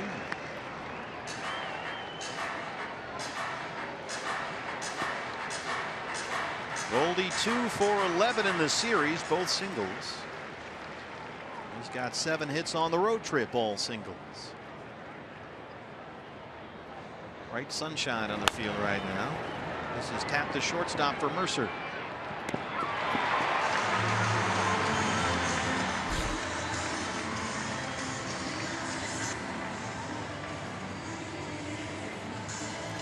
Diamondback Live post-game show follows our ball game here on Fox Sports Arizona. Todd Walsh will have reaction from the clubhouse. And then we get on an airplane and finally fly back home. 3 against the Padres Friday, Saturday, Sunday, then 2 against the Houston Astros. Monday and Tuesday. Those are both day games, by the way, Monday and Tuesday. dbacks.com/tickets. So spend your weekend with us at Chase Field watching the Diamondbacks take on the Padres and the Astros. Then we go to Houston to finish up that home and home, and then over the weekend, Wrigley Field. Have they booked you yet to sing "Take Me Out to the Ball Game"? My agent said yes. I think Friday is the day they're going to let me sing the 7th inning stretch. Nice. Yeah. That has become an annual tradition. That's a lot of fun. Once you get over the total terror of 40,000 people looking at you, waiting for you to sing. Yeah, I don't know how you do it. It's a great honor, though. Well deserved. 1-2 on Jake Lamb. Jake walked in the first. He's 0 for 3. A 4-game hit streak on the line. Pirates have the shift on. Melanson misses up and away, and it's 2-2. Go ahead and hit one in the river, Jake, just to say you did it. Or hit it into a van down by the river.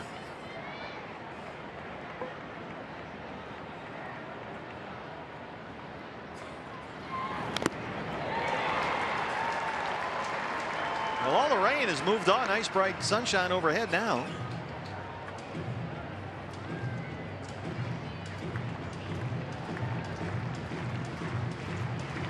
There you go. It's a nice shot of the skyline here, PNC Park, along the Allegheny River. That's what they like to call pop-up storms back here in the Midwest. There was nothing on the radar. I was looking at the weather radar. There wasn't anything on it, and it was pouring down rain. There's your disclaimer from the Coshocton Weather Department. I'm just happy Coshocton appeared on the radar at all. That was exciting. When I pulled up Pittsburgh weather and put the radar in motion, there on the far west side was Coshocton. Went back to Ohio, and my city was not gone. Not gone. Still there. Still 2-2 on Lamb.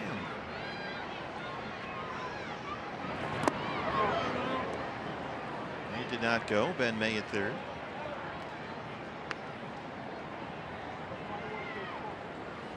I've told the story in the past before. Jim Tracy, former Dodger, former Pirate manager, goes back to Coshocton County every year to go deer hunting, along with several other baseball players. And there's a sign, you know, welcome to Coshocton, home of Mike McCullough, who was a professional golfer, and Bob Brenly, and William Green, who was an AFL-CIO guy, I believe. He was big in the unions back in the day. But yeah, Tracy always sends me a picture. He's got Windex in one hand and a rag in the other. He tells me he's cleaning the sign. Or he's trying to erase it. At least he doesn't shoot the sign. That'd be, yeah, that would be bad. That's not good. 3-2 on Jake Lamb.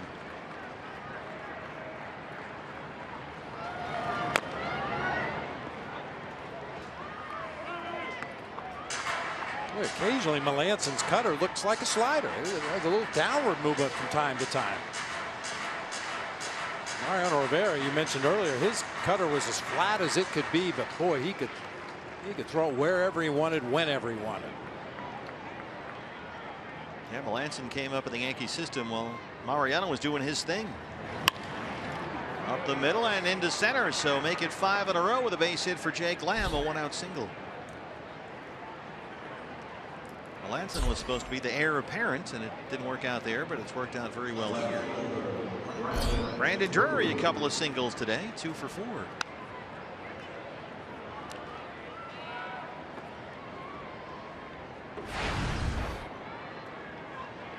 We haven't seen Brandon drive one like he was in a while. He's due to just crank one.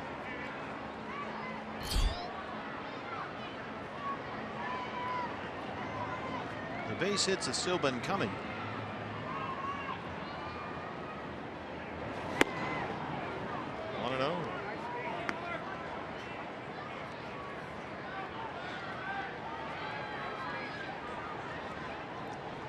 Back at Chase Field tomorrow, first of 3 against the Padres for Chip Hale's crew. Robbie Ray on the mound for the Diamondbacks. Christian Friedrich for San Diego. Andy Green will be back in town. A matchup of lefties in that ball game. And Zach Greinke goes Saturday. It's a little later start than normal, 7:10. Cesar Vargas for San Diego. Then Sunday, a day game. Shelby Miller still scheduled to make that start against Drew Pomeranz. So we'll see a pair of left-hand starters in that series for Andy Green. And the Astros are in Monday and Tuesday. Dbacks.com/tickets. Get out there, see Zach Greinke. Well, he has really pitched well lately. That's a foul ball, says Alfonso Marquez.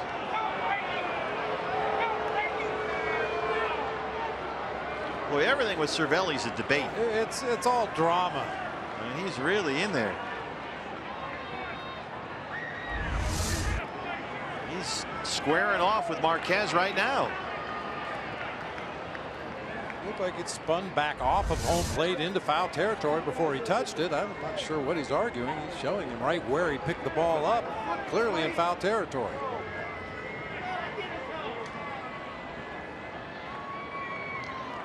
Do they have debate teams in Venezuela? Apparently they do. There's the president. That's Zamora.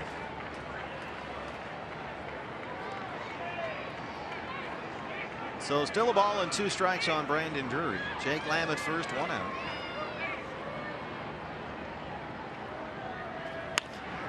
Pulls that one foul right in front of Matt Williams at third.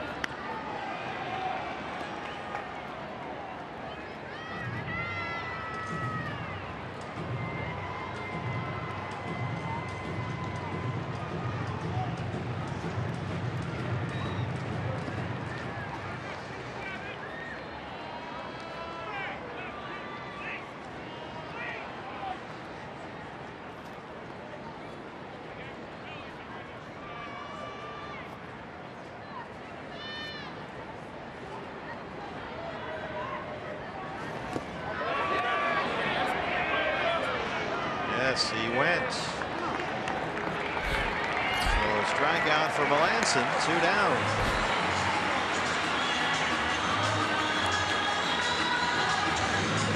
One more chance for Babe Herman to crank one out of here.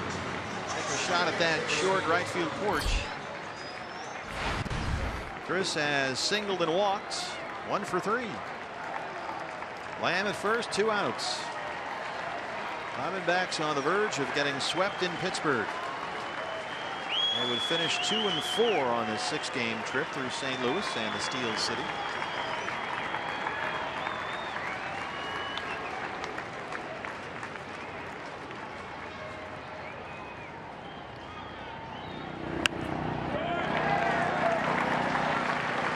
What that cutter will do. Herman had a good look at that one, took a good swing at it, but just that little bit of late movement, took it off the barrel down near the hands, turned it into a foul ball.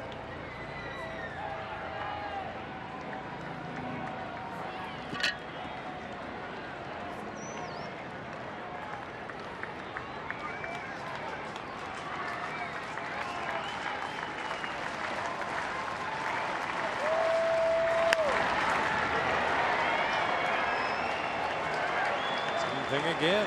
0-2. Good looking pitch to hit. Just enough late movement to get it down near the hands.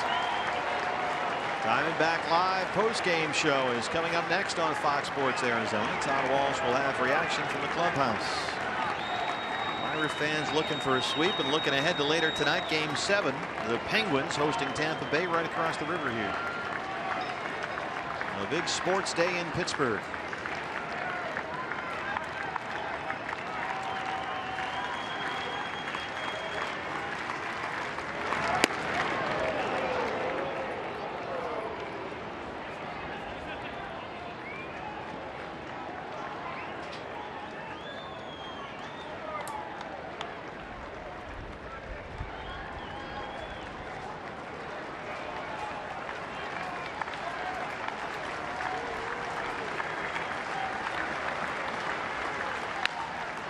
The Babe dunks it into right, and it's a base hit. We're going to keep going.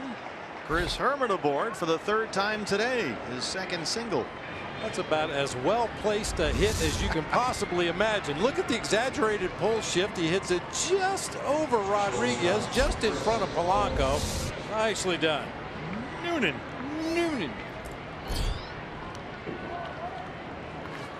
A chance for Chris Owings, who had a big hit in the 9th inning last night, doubled high off the wall in right. Chris has doubled and walked today, 1 for 3. He's hit safely in 8 straight.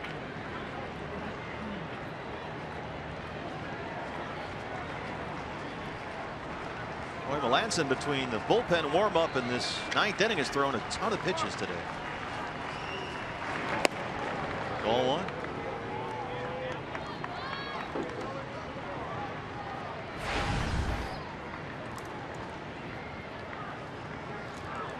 CO right on the cusp of 300. He was a couple of points over earlier in the ball game.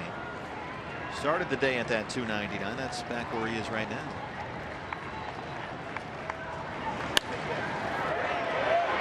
Right behind second base, Rodriguez has got it, and the Diamondbacks are swept in Pittsburgh.